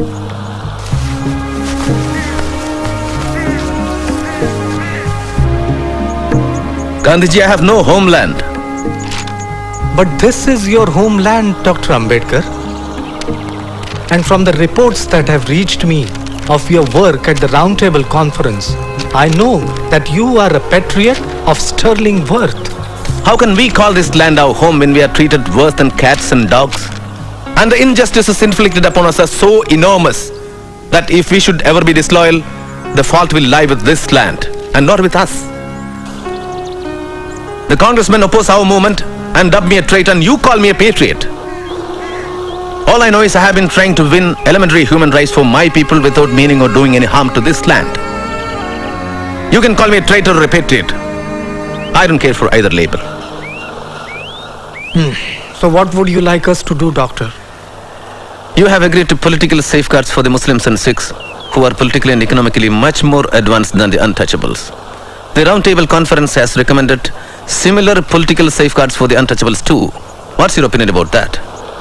I'm against the political separation of the untouchables from the Hindus. That would be absolutely suicidal. I thank you for your frank opinion. It is good to know where we stand as regards this vital problem. I take leave of you, Gandhiji.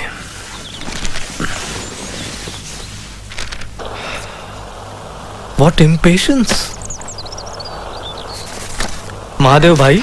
Yes, Bapu? Why do you think he said he has no homeland? Perhaps being a Mahar, he feels... Dr. Ambedkar is a Mahar? The whole world knows this, Bapu. The whole world might know, but I didn't. Why didn't anybody tell me about it?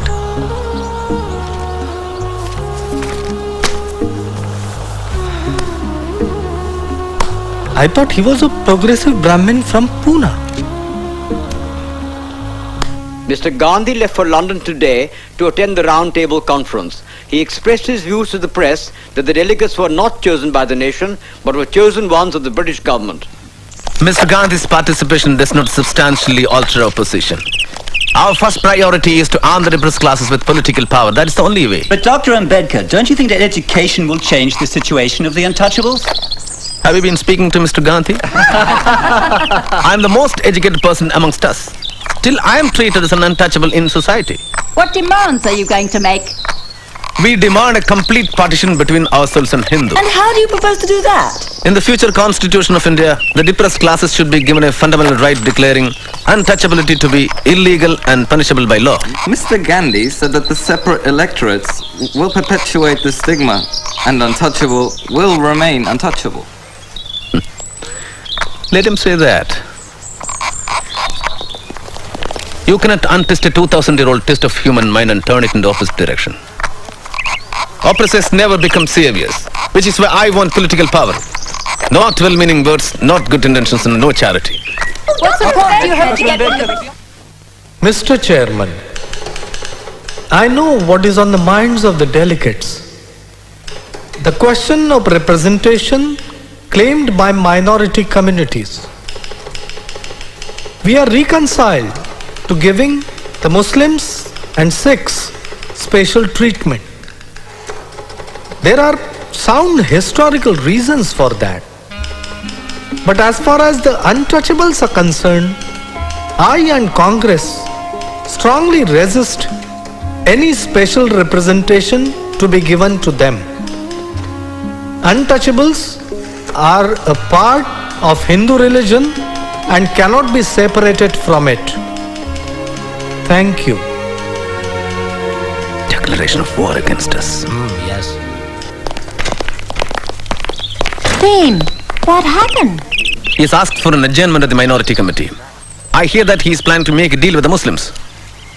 What sort of deal? Congress will accept the Muslims' 14-point demand if the Muslims opposes. I don't understand.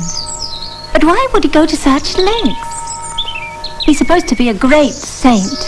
Surely he can see the justness of your cause. Saint? He is a seasoned politician, my dear. When everything else fails, Gandhi will resort to intrigue.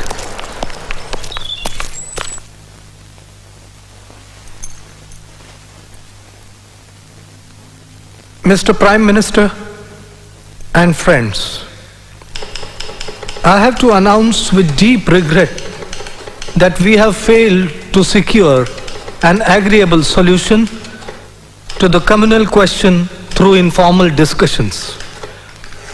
The failure was inherent in the composition of delegates who are nominees of the government and not representatives of the people. As for the Congress, it represents the entire nation, including the untouchables. Mr. Chairman, sir, I have not the slightest doubt that I fully represent the claims of my community. The Mahatma claims the Congress represents the depressed classes more than I do. I can only say that it is one of the many false claims which irresponsible people keep making.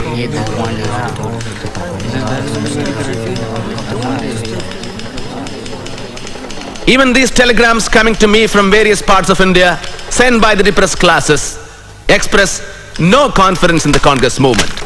And they condemn the methods adopted by the Congress workers. Let me make another point very clear, Mr. Prime Minister. The depressed classes are not clamoring for a transfer of power in India. But if that does happen, it should not fall in the hands of a few, an oligarchy or a group of people. The power should be shared by all the communities in their respective proportions.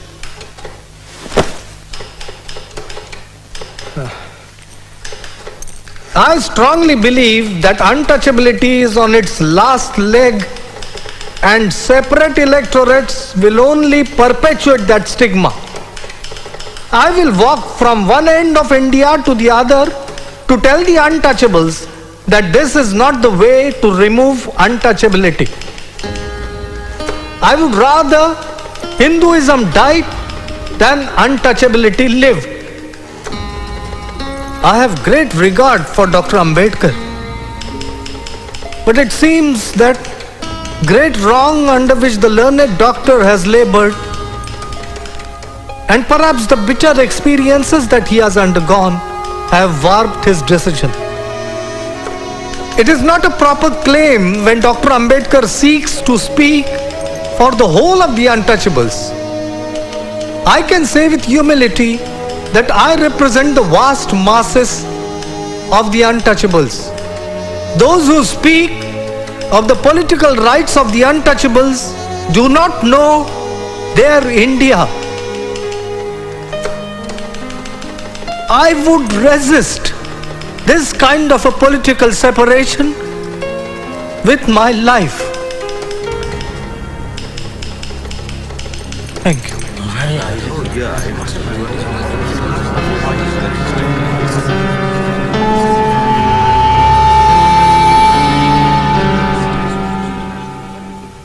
The government will not allow community differences to prevent it from producing a constitution.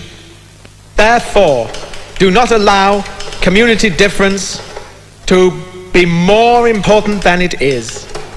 Will you, each of you, every member of this committee, sign a request to me to settle the community question and pledge yourselves to accept my decision?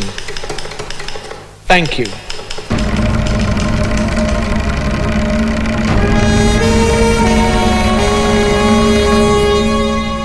British Premier Mr. MacDonald announced the communal award granting separate seats to the depressed classes.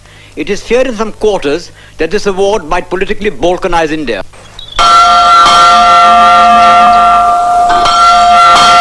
So we felt it our duty to safeguard the rights of the depressed classes to a fair proportion of representation in the legislature. I am therefore afraid that my answer to you, Mr. Gandhi, must be that the government's decision stands. And ask yourself seriously the question whether it really justifies you in taking the action you contemplate. Yours very sincerely, Ramsay MacDonald.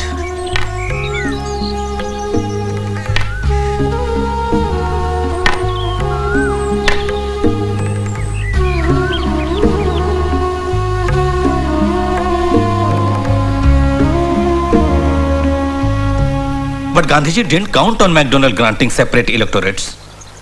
Muslims and Sikhs and Christians too are given separate electorates. Why doesn't he object to those? Why does he have to take it out on us alone? The Mahatma's ways are unfathomable to us mere mortals. But the Mahatma is not an immortal person, nor is the Congress. Instead of fighting Mahatma, why don't you believe that he is sincere in his pledge to remove untouchability? There have been many Mahatmas in India whose sole objective was to remove untouchability. Every one of them failed in his mission. Mahatmas have come and Mahatmas have gone, but the untouchables have remained untouchables. Ambedkar! Ambedkar!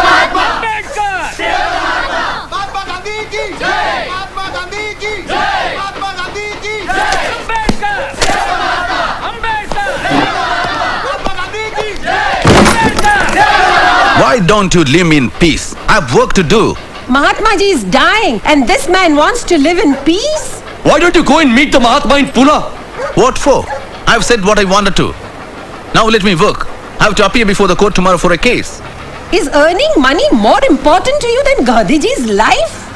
Madam Perrin and Mr. Thakur, you don't know what you're talking about. Your leaders don't have to worry about their daily bread. But if I don't work, I don't eat my family's starves. Please leave me alone. Dr. Ambedkar, we are receiving cables from the whole world entreating us to save Gandhiji's life. Gandhiji's life must be saved. But why do you corner us? Why put Gandhiji's life against the interest of my people? Hang me by the nearest lamppost, but I would never betray my people in the name of saving Gandhiji's life.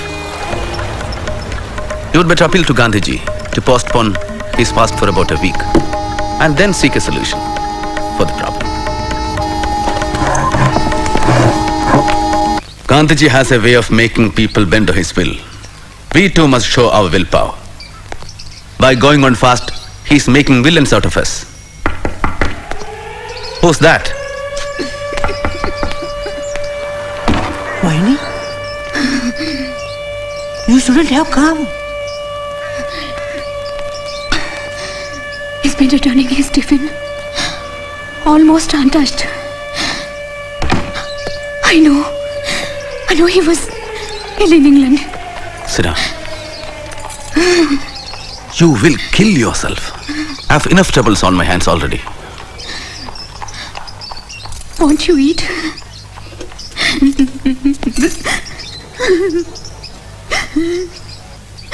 It's almost 12. The fast will begin now.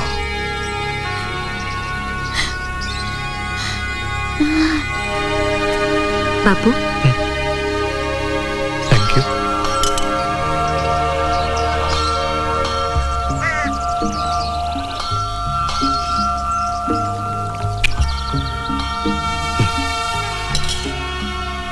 Here we are. My tussle with God commences.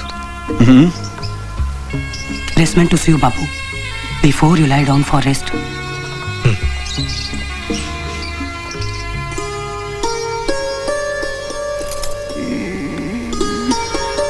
Ramu? Thank God God you've come. Lie down, lie down, lie down. I'll bring you food. No. Emma, you lie down. I'll bring him food. Lie down.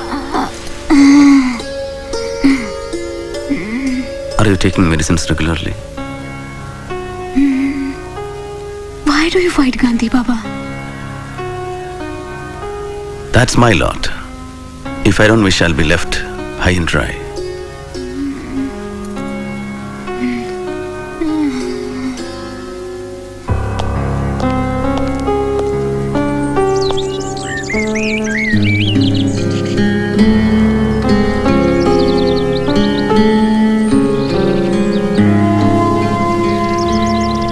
Panel.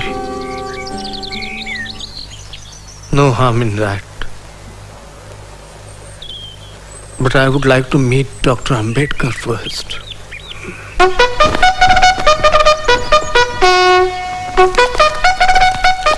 Here he comes. Namaste. Dr. Ambedkar. This way, please.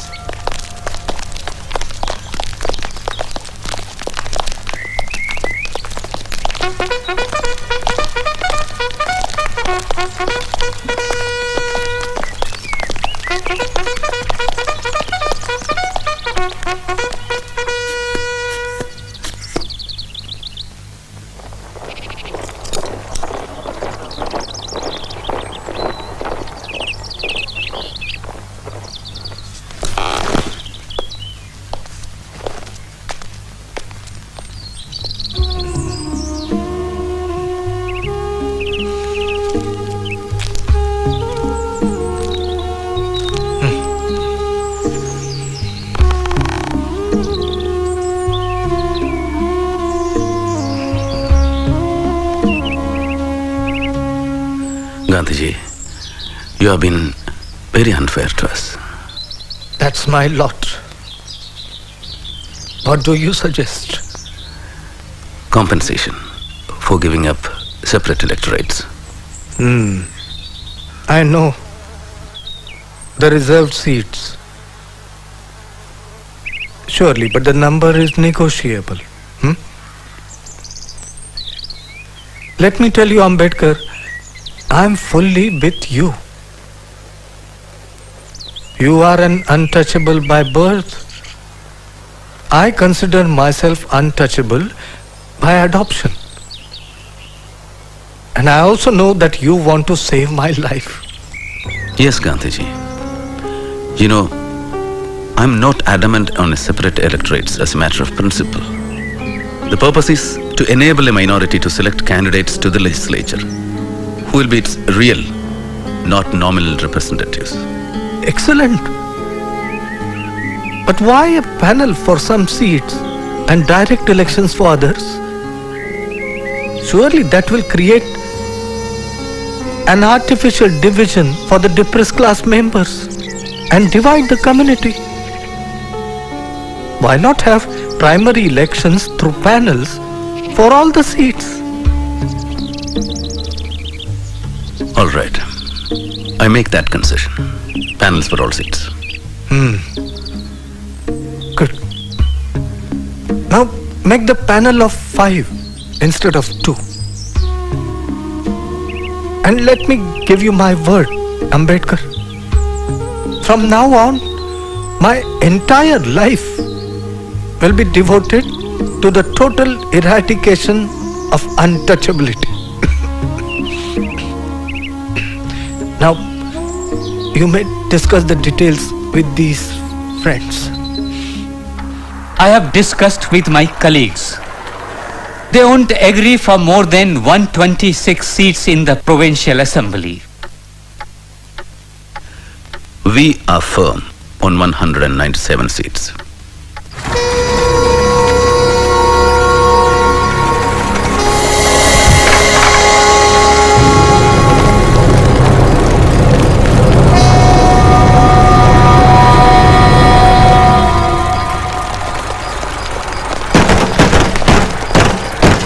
Ambedkar!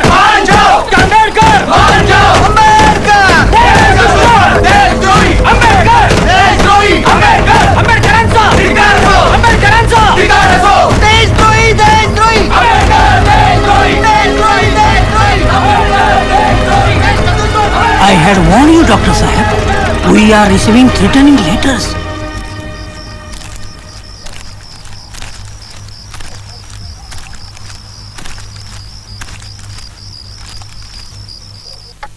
So, we are agreeing for 148 seats and 10% of the Hindu seats in the Central Assembly.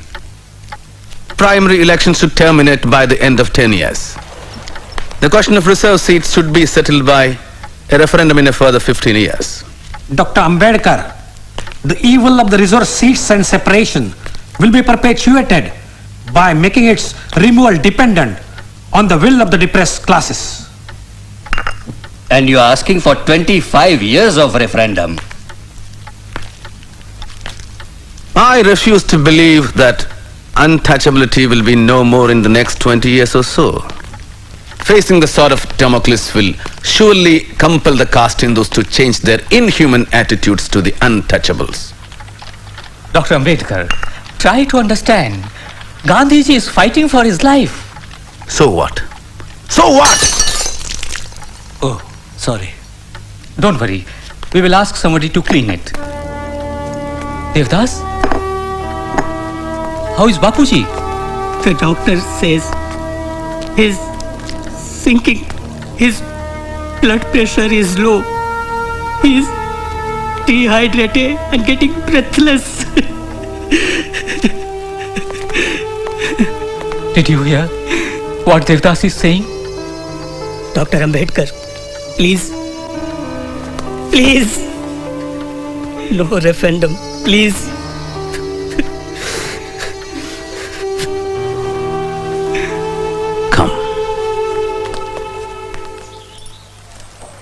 I have given many concessions, Bapuji. From 197 seats to 150, 18% in the central legislature and 4 in the panel. Surely untouchability will not vanish in 15 or 20 years just because of this. I propose a referendum of the depressed classes in 10 years on this issue. But these people are opposed to that. You mean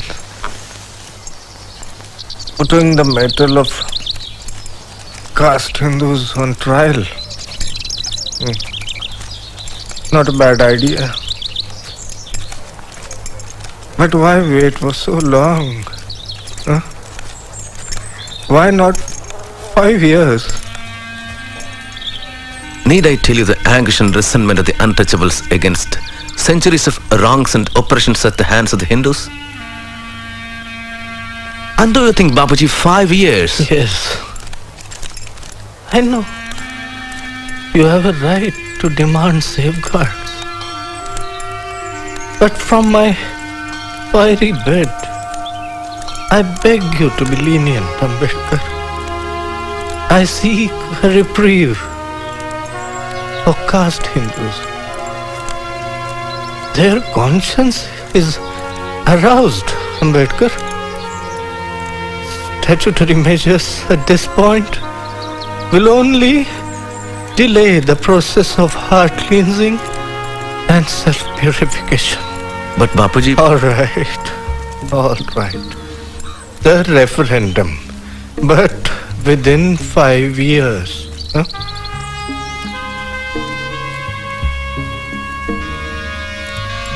Five years or my life.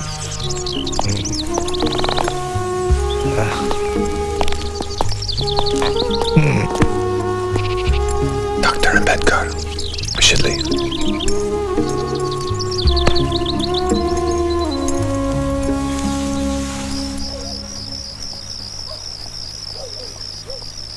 The long-standing confrontation between Mr. Gandhi and Dr. Ambedkar has finally dissolved in the form of the Pune Pact. Dr. Ambedkar has agreed to sign it without the condition of a referendum. He and Pandit Malviya will sign it. This will bring to an end Mr. Gandhi's long fast. Karmanyevadhikaraste ma phaleshu kadachana ma karma phalaheturvhu ma te sangostva karmani.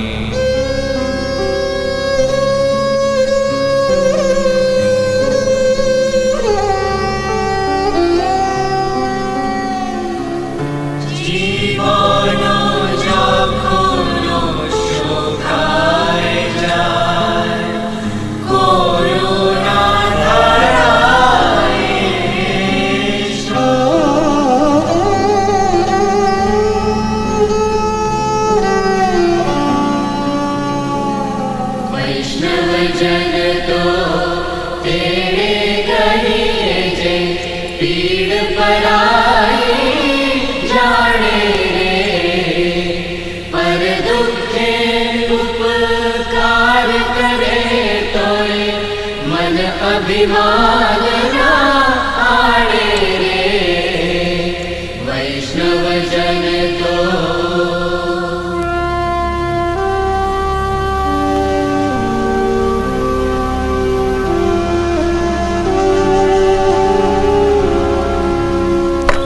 Dr. Ambedkar, once again you have caused a great furore. What can I say, Miss Epstein? It seems to be my lot.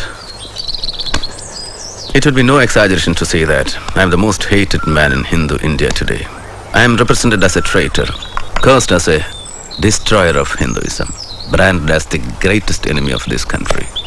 But after the dust settles down and a review of my life is taken objectively by the future historians, perhaps they will acclaim my services to the nation. And if they don't? If they don't, I don't care. I know the depressed classes have implicit faith in my work. They'll hold me close to their hearts. Of that, I'm certain. Dr. Ambedkar, I have called you here to lend your support to Subbarayan and Iyengar's temple entry bill.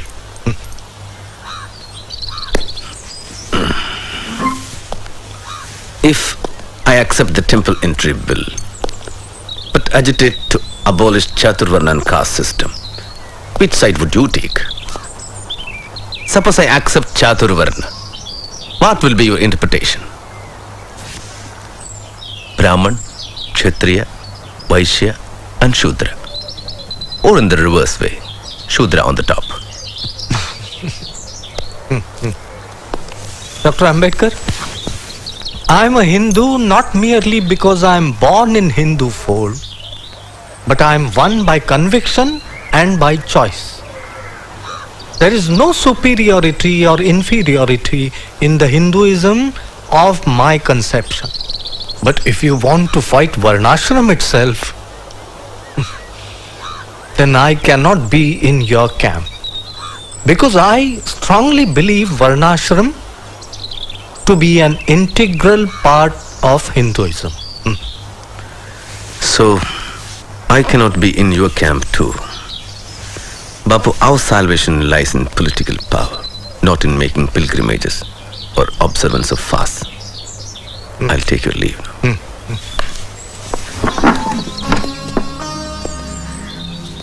Shall I tell you something? Don't use the weapon of fast too often. Your life is so precious and the country needs you.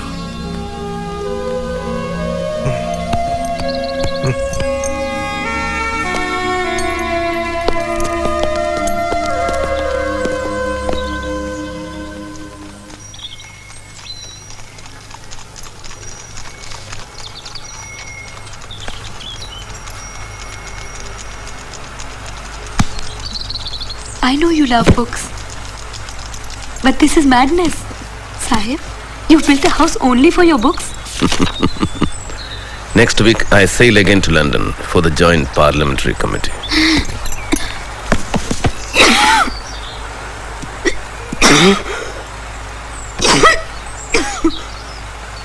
Bravo.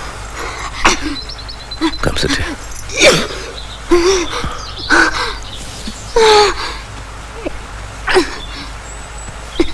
I have a wish, Sahib. Yes, Ramu. Next time I will take you to America for medical treatment. No. It is better. Not America or England. Pandharpur. I want to bow before Lord Vithoba of Pandharpur. Won't you fulfill this small wish?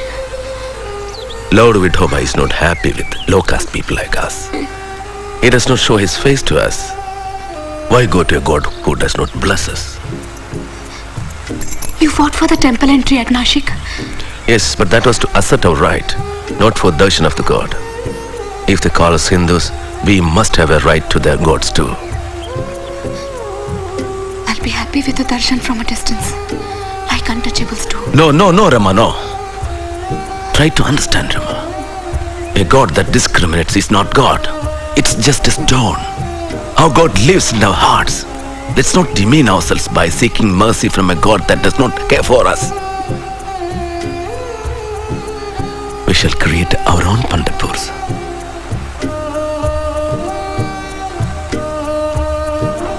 Dear Bhaurao, I am going through difficult times. As principal of the Law College, I am trying to bring reformations in the college syllabus. I am caught up between duties for my people and duties at home. I am anxious about Rama's health. She has deteriorated over the last few days.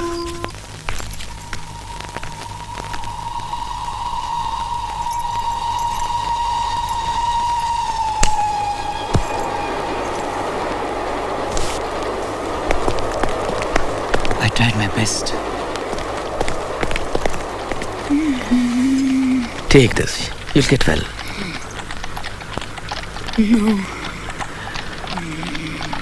Get well. I'll take you to the best of doctors. It's no use. I'll make you happy. I'm happy.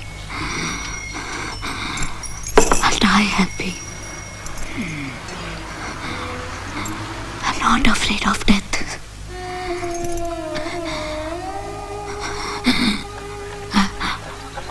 I've seen deaths. My mother, father.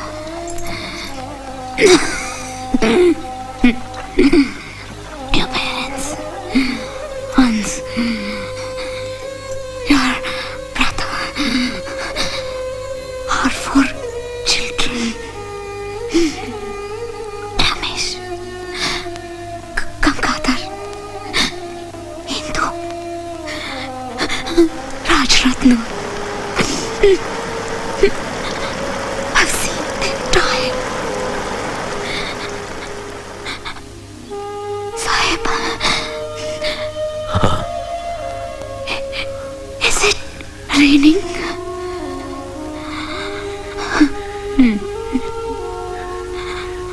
Yes, it's raining.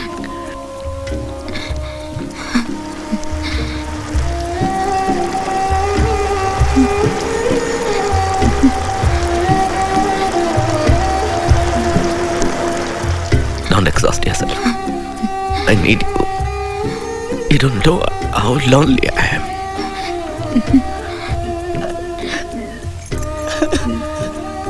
Don't despair.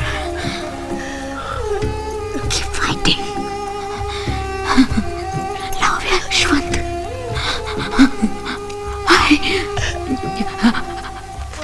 Mother. Rama.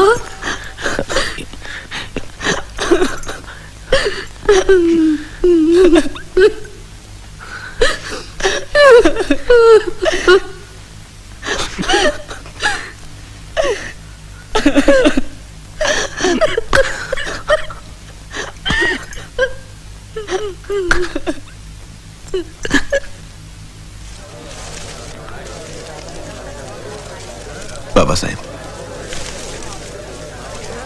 thousands of people are waiting. So, shall we?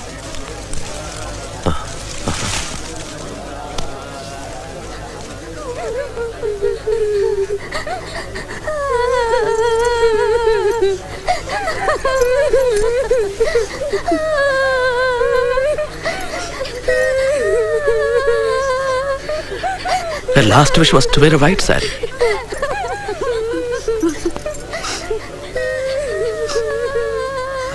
It's customary to clothe in a green sari.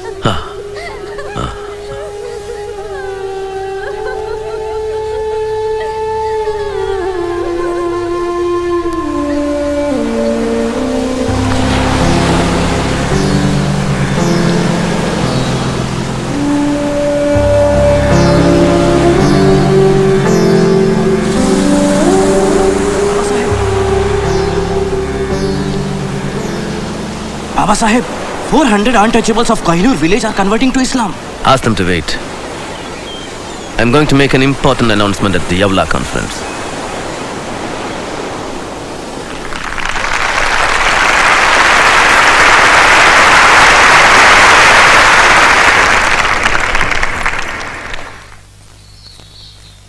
And thus, my unfortunate brothers and sisters, when I look back at the past 10 years of our movement, I despair of the future. Enough! We are no longer dumb animals. The time has come to put an end to this harassment and indignities. Let's leave this cesspool of castes which made us worse than worms. Break these shackles. Destroy the social prison. Let's choose a new religion which will guarantee us equality of status and opportunities. Unfortunately, I was born a Hindu untouchable. It was beyond my power to prevent that. But it is within my power to refuse to live under these humiliating conditions.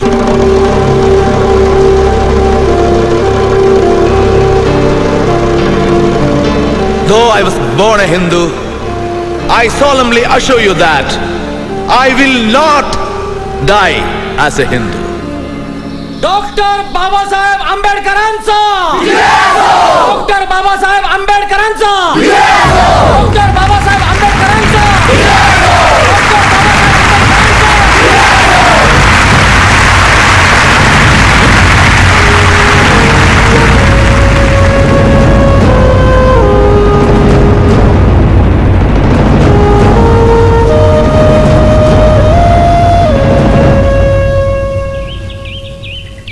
This is an unfortunate decision.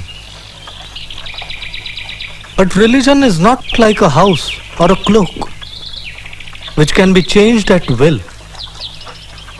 It is a more integral part of one's own self than of one's body. Dr. Ambedkar's bitterness clouds his vision. The millions of illiterate Harijans will not listen to him. Their lives, for good or evil, are involved with caste Hindus.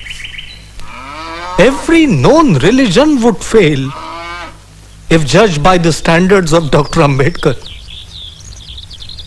But the press should also note that I feel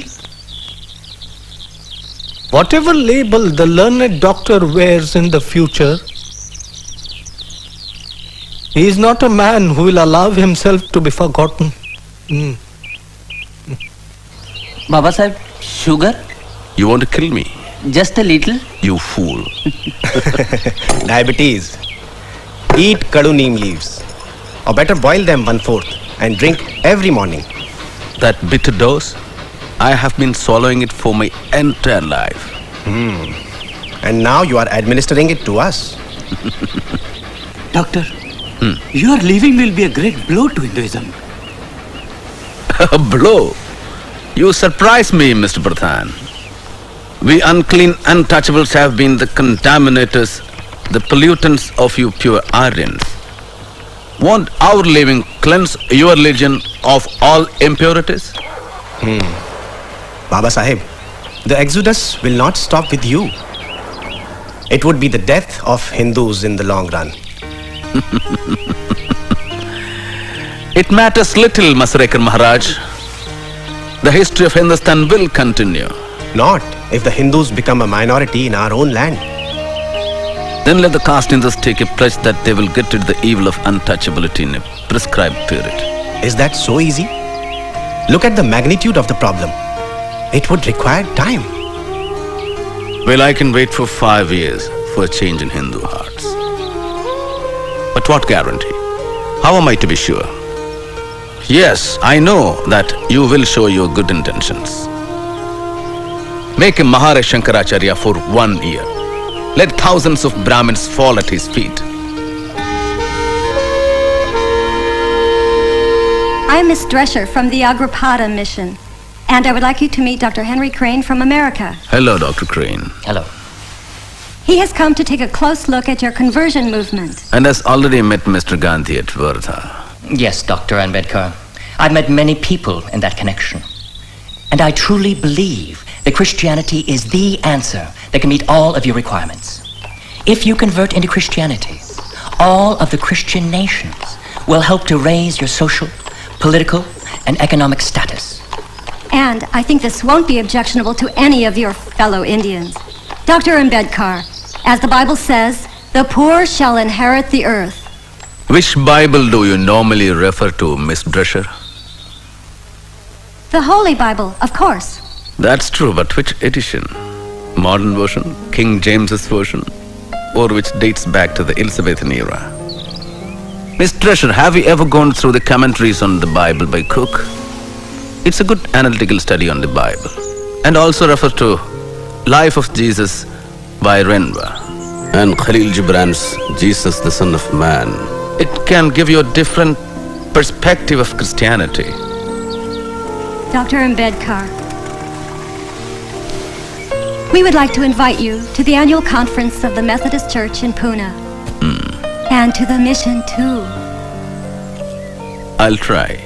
Babasaheb, Muslim India would be honored to welcome you and all untouchables. We promise you that untouchables will have the fullest equality and rights in every sphere: political, social, economical and religious. As you know, Babasaheb, our religion believes in one God, Ekankar, and provides equal treatment to all its followers. It fulfills all the desired requirements regarding the conversion of depressed classes. Here is a telegram from Mammootty Society. Dr. Ambedkar, you and your community is cordially welcome to embrace Buddhism, which is professed in greater part of Asia. We guarantee equal status to all converts. There is no caste distinction amongst us. We are willing to send workers. Please let us know. It seems that Congress and Sardar are bent upon destroying you in these elections. Haven't you read Sardar Patel's statement? Yes. No concessions under the communal awards if we convert. Look, Doctor, I have not come here as your friend. I have come here as an authorized representative of the Hindu Mahasabha. We know your views and your patriotism. We know that you will never convert to Islam or Christianity. Do not take me for granted. I don't need a certificate of patriotism. And I know the culture and history of this country better than many of you. Yes, it is my contention that the conversion to either of these faiths would fundamentally alter the political and cultural equation here. But how does it concern us if we have no stake? Doctor, we shall fight tooth and nail to protect your concessions. Even if you convert to Sikhism, the Hindu Mahasabha will give you a written commitment. How diabolical, you old Brahmin bandicoot.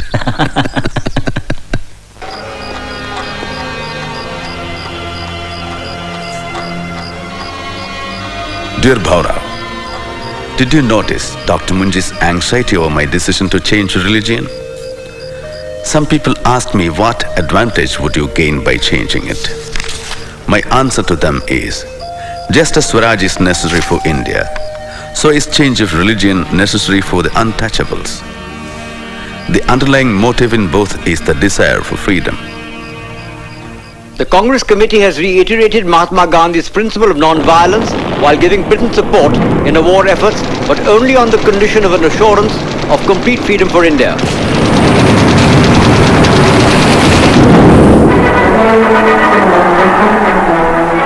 On the other hand, Dr. Ambedkar's Independent Labour Party has given a total and unconditional support to Britain's war against fascism. I believe that Nazism is a menace to the future of all mankind. This is a war between dictatorship and democracy. A dictatorship based not on any moral order, but on racial arrogance. The Congress doesn't seem to understand this. Do they want to exchange the British for the Nazis?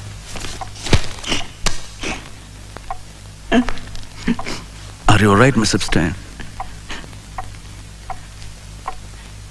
As you probably know, I am Jewish, originally from Germany. My family is still there. They have been reported missing. They may be in hiding. I fear for them. I'm so sorry. Dr. Ambedkar today expressed his views that there was nothing wrong in sharing power with the British government. He added that without their support, he would never have been able to solve the labor problems or establish the People's Education Society. Dear Miss Disher, I have some sad news. Fanny is no more. I could not write the criticism on the Bible as promised, but I have dedicated her an equally important book, What Congress and Gandhi Have Done to the Untouchables. And I'm glad that she accepted it before she died. No, Babasaheb. In Rag Bhoop, you're not supposed to play the Madhyam. It is Sa Dha Pa Ga Re Sa Re Ga. Now let's try it together. Yes?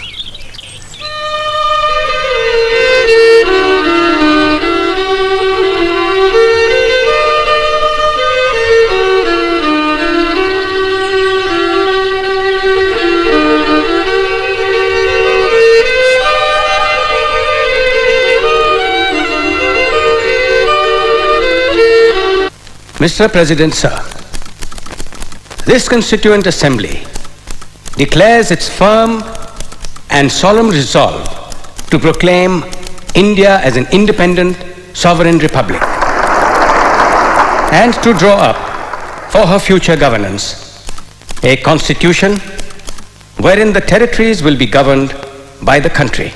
In substance, my amendment proposes we postpone passing this resolution to a later stage to enable the Muslim League and the Indian states to participate, if they choose so, in the deliberations of the Assembly. Now, I call upon Dr. Ambedkar to take the floor.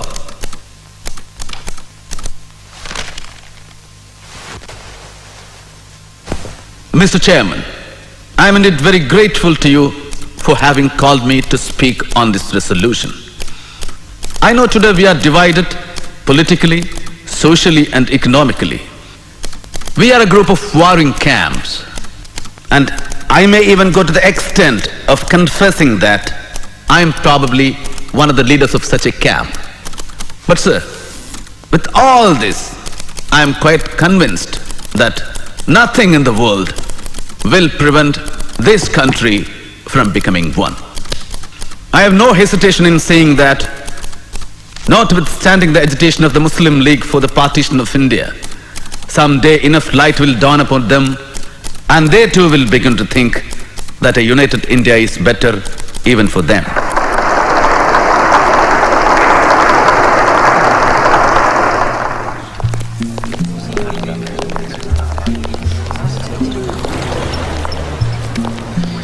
It seems you are firm on your stand on Pakistan. Well, Dr. Ambedkar, in your own words and thoughts on Pakistan, you have said that Hindus think that Pakistan is a dream of Muslims, but Muslims know that Pakistan is a reality. No, Mr. Jinnah. I'm against your two-nation theory. We should fight for the rights of the minorities staying on in this country. Well, that stage seems to have gone. Now Pakistan is going to be a reality.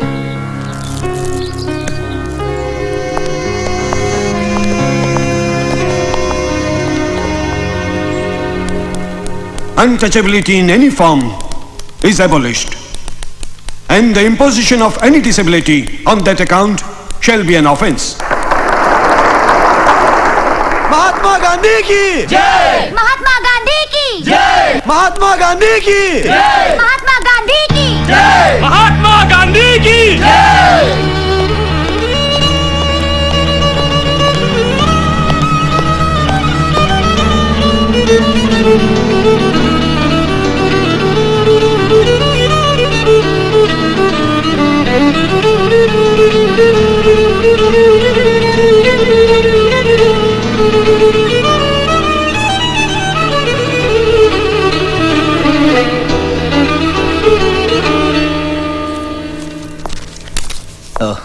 Too many complications, Babasaheb. Diabetes, arthritis, high blood pressure, neuritis. Too many complications. You have to be very careful, Babasaheb. Well, I'll prescribe you some medicines.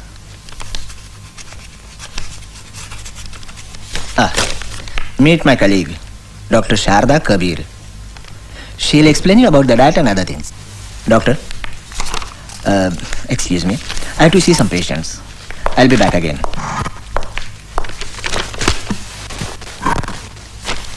You will have to take insulin injection every day.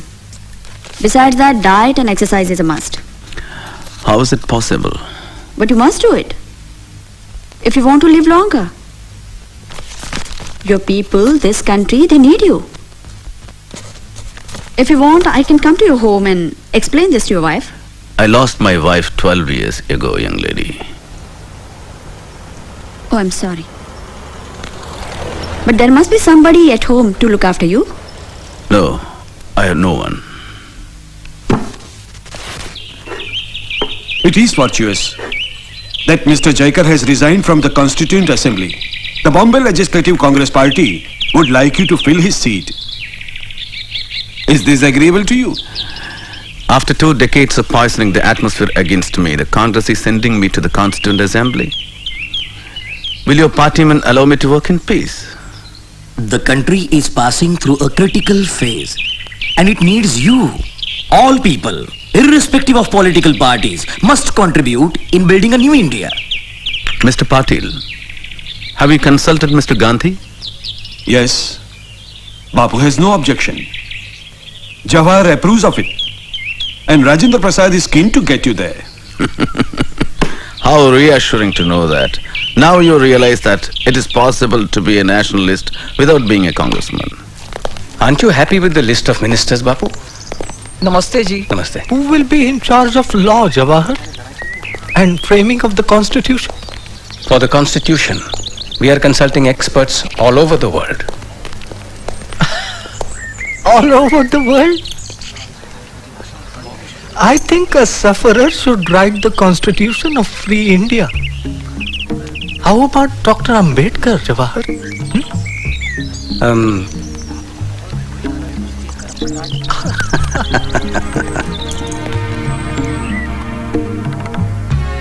Yes.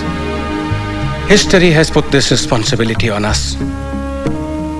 I suppose I shall have to carry this blood on my conscience when I die. Well, to business then. Do you know the reason why I requested you to come here? I would like you to be a part of the national government of Free India. Do you accept? It depends. What portfolio? Law. Will there be enough work? Plenty. Don't worry. A lot of new measures are to be legislated. Yes. The Hindu Code Bill is still pending, isn't it? Well, we are determined to clear it fast. I'm very glad. We shall be working together. Dear Bhaura, India is an independent country today. But will she maintain her independence? Will the many political parties with diverse and opposing political creeds place India above their own castes and creeds? We must be determined to defend our independence to the last drop of our blood. Your blood sugar is so high? No more sugar for you. Who makes tea for you? They tried to remember, but... No, you can't afford to be careless. No more fruits and no more rice. At least for a fortnight. And you need a checkup for next week. There's a meeting of the drafting committee in Delhi. I have to be there for a week. I wonder who is going to take care of you in Delhi.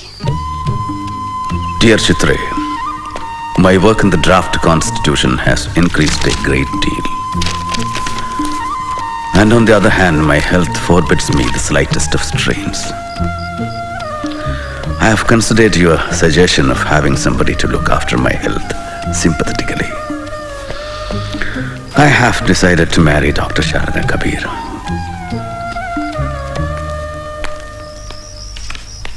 Babasaheb. Bapuji was shot dead while he was going for the prayers.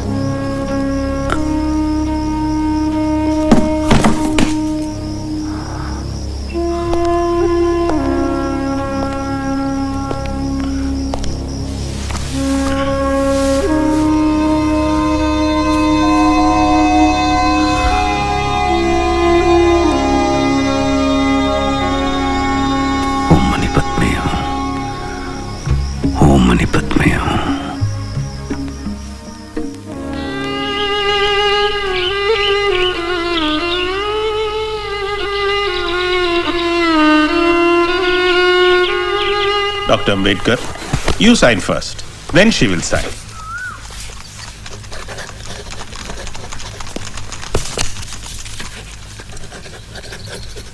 Now I proclaim you as man and wife.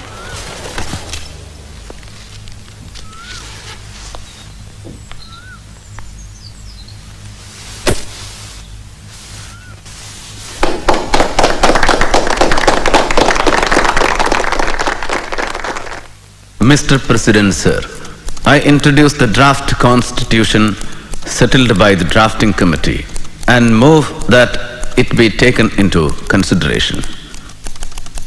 Mr. President, sir, I am one of those in the House who are aware of the amount of work and enthusiasm that Dr. Ambedkar has brought to bear on the work of drafting this constitution. The House is perhaps aware that of the 7 members nominated by you, one had resigned and was not replaced. One was away in America and his place was not filled up. And another person was engaged in his state affairs, and there was a void to that extent. 1 or 2 people were far away from Delhi, and perhaps reasons of health did not permit them to attend. So it happened ultimately that the burden of drafting this constitution fell on Dr. Ambedkar, and I have no doubt we are grateful to him.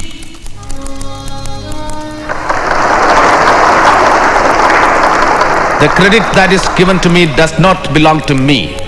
It belongs partly to Sir B.N. Rao, the constitutional advisor to the Constituent Assembly, who prepared a rough draft of the constitution for the consideration of the drafting committee.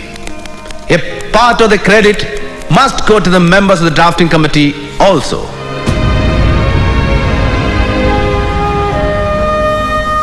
I shall not enter into the merits of the constitution because I feel, however good a constitution may be, it is sure to turn out bad because those who are called to work it happen to be a bad lot. However bad a constitution may be, it may turn out to be good if those who are called to work upon it happen to be a good lot. It is therefore futile to pass any judgment upon the constitution without reference to the part which the people and their parties are likely to play. Thank you.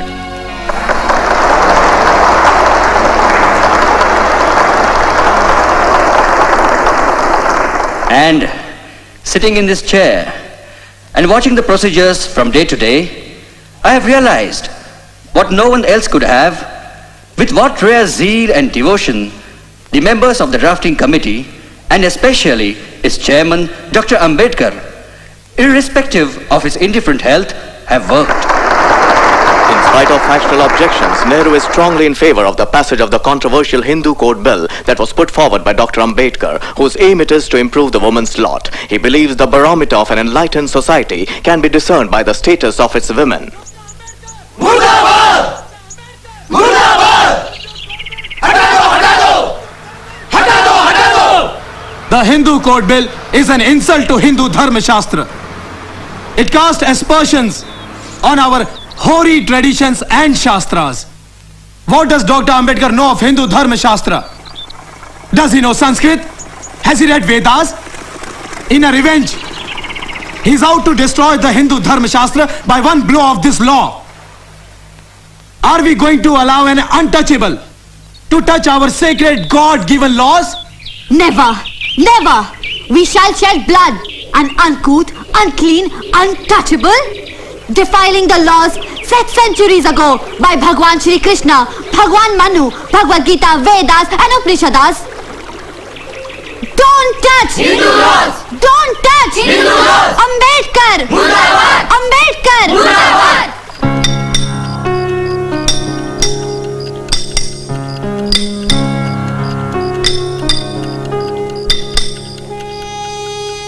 Dear Bhaurao, there is so much opposition to the Hindu Code Bill from all quarters.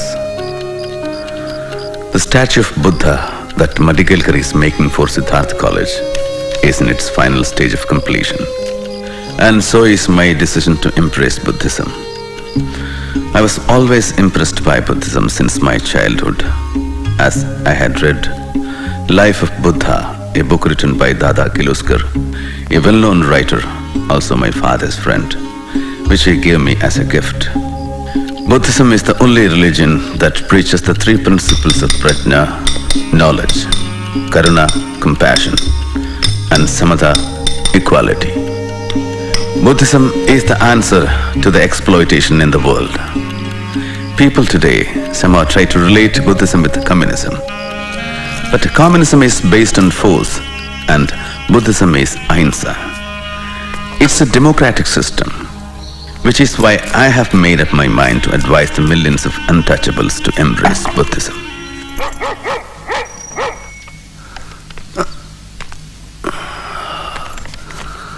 Babasaheb, from the Prime Minister's office.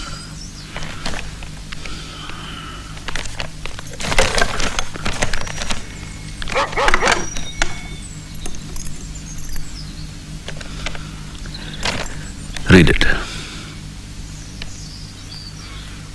You know that we have a good deal of opposition to the Hindu Code Bill both inside and outside the House. With the best will in the world, it cannot be passed in this session. I can quite understand your disappointment. Even the marriage and divorce parts of the bill had ultimately to be postponed. Atrocious. Ratu, come and take dictation. For a long time, I have been thinking of resigning my seat from the cabinet. The only thing that held me was the hope that it would be possible to give effect to the Hindu Code Bill. But with its demise, even the marriage and divorce part of it is killed. I see no purpose in me continuing as a member. The Hindu Code Bill was the greatest social reform measure ever undertaken by the legislature in this country. To leave inequality between class and class, sex and sex, as in Hindu society, untouched, and to go on passing legislation on economic reforms is to make a farce of our constitution and to build a palace on a dung heap.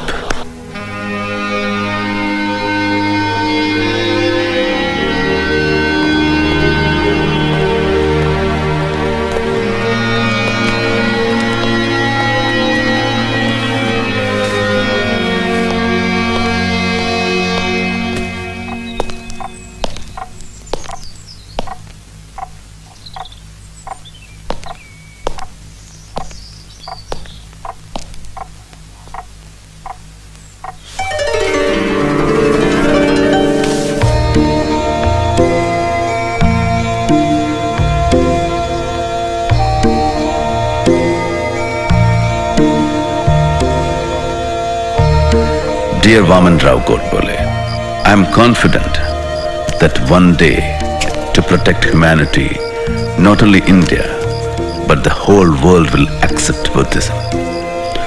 So the day of Diksha will be 14th of October 1956 at Nagpur. Yes, I had promised Gandhiji that when the time comes, I would choose the least harmful way for the country. And this is the greatest benefit I am conferring on the country by embracing Buddhism. For Buddhism is part and parcel of Indian culture. But won't you lose reservations and benefits meant for untouchables? Are Brahmins prepared to become untouchables in return for these reservations? Why are you quitting Hinduism? Why don't you ask your fathers and forefathers that question? Our efforts are to gain basic human rights and regain our self-respect. But why Buddhism? Because Buddha's religion is based on morality and ethics and has no caste. Because the social gospel of Hinduism is inequality, whereas Buddhism is all for equality. Because Buddha's teachings are modern, rational, and ever contemporary, there is no dogma. He makes you think and live by reason. Except Buddha, All founders of religions claimed for themselves the role of savior. Buddha was satisfied with being simply a guide.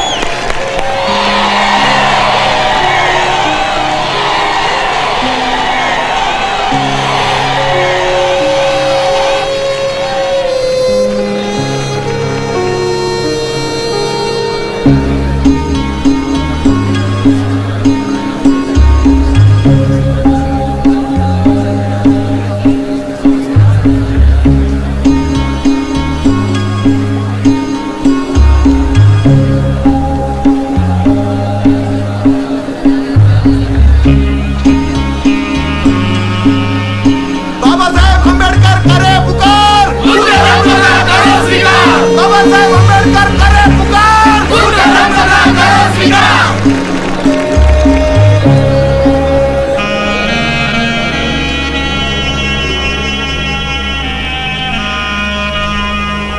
नमो तस्सा भगवतो अरहतो सम्मा सम्बुद्धस्सा नमो तस्सा भगवतो अरहतो सम्मा सम्बुद्धस्सा नमो तस्सा भगवतो अरहतो सम्मा सम्बुद्धस्सा बुद्धं शरणं गच्छामि धम्मं शरणं गच्छामि संघं शरणं गच्छामि पानातिपाता वैरमणि सिक्खापदं समादयामि आदिन्नादाना वैरमणि सिक्खापदं समादयामि कामेषु मिच्छाचारा वैरमणि सिक्खापदं समादयामि मूसावादा वैरमणि सिक्खापदं समादयामि सुरामेरया मज्जपमादठाना वैरमणि सिक्खापदं समादयामि साधु साधु साधु. My beloved brothers and sisters, I have renounced the Hindu religion and I am embracing the great Buddha and his Dhamma based on equality of man, knowledge, right path and compassion. Hear me, my brothers and sisters. I am no longer a Hindu, no longer an untouchable. I am a liberated human being, a free man, no longer a slave of a pernicious social system. And so, my brothers and sisters, I hereby take a pledge to dedicate my remaining life to spread the Dhamma, the light of Buddha, throughout the world. And now, my dear brothers and sisters, those of you who want to follow me unto the light shown by the great Buddha should rise and repeat the Saranatraya and the pledges after me.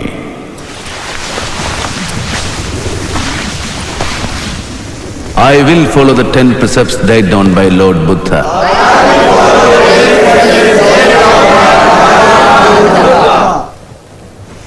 I will treat all animals with compassion.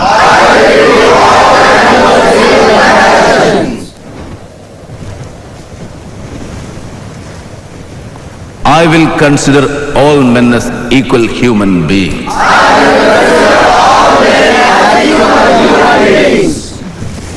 I will accept the Dhamma of Gautam Buddha and give up my old religion which was detrimental to the progress of humanity and which treats humans with contempt.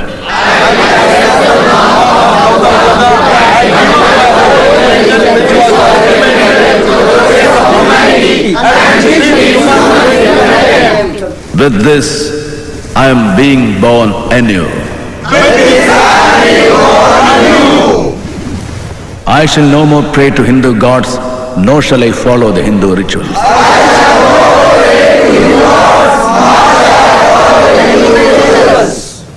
Henceforth, the three principles enumerated by the Buddha, knowledge, right path and compassion, shall guide my actions throughout my life.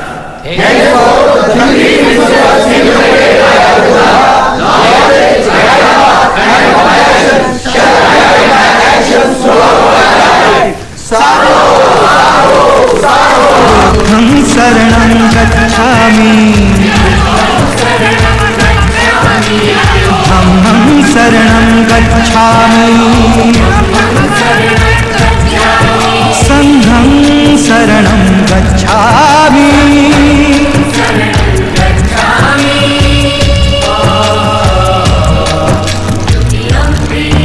बुद्धं शरणं गच्छामि धम्मं शरणं गच्छामि संघं शरणं गच्छामि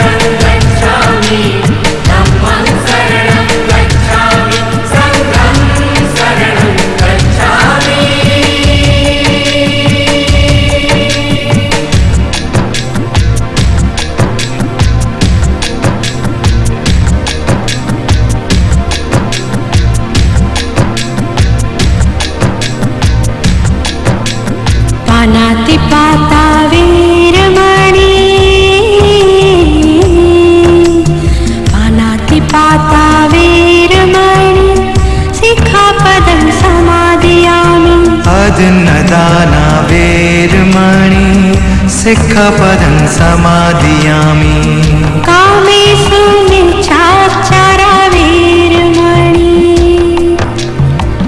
सिक्खपदं समादयामि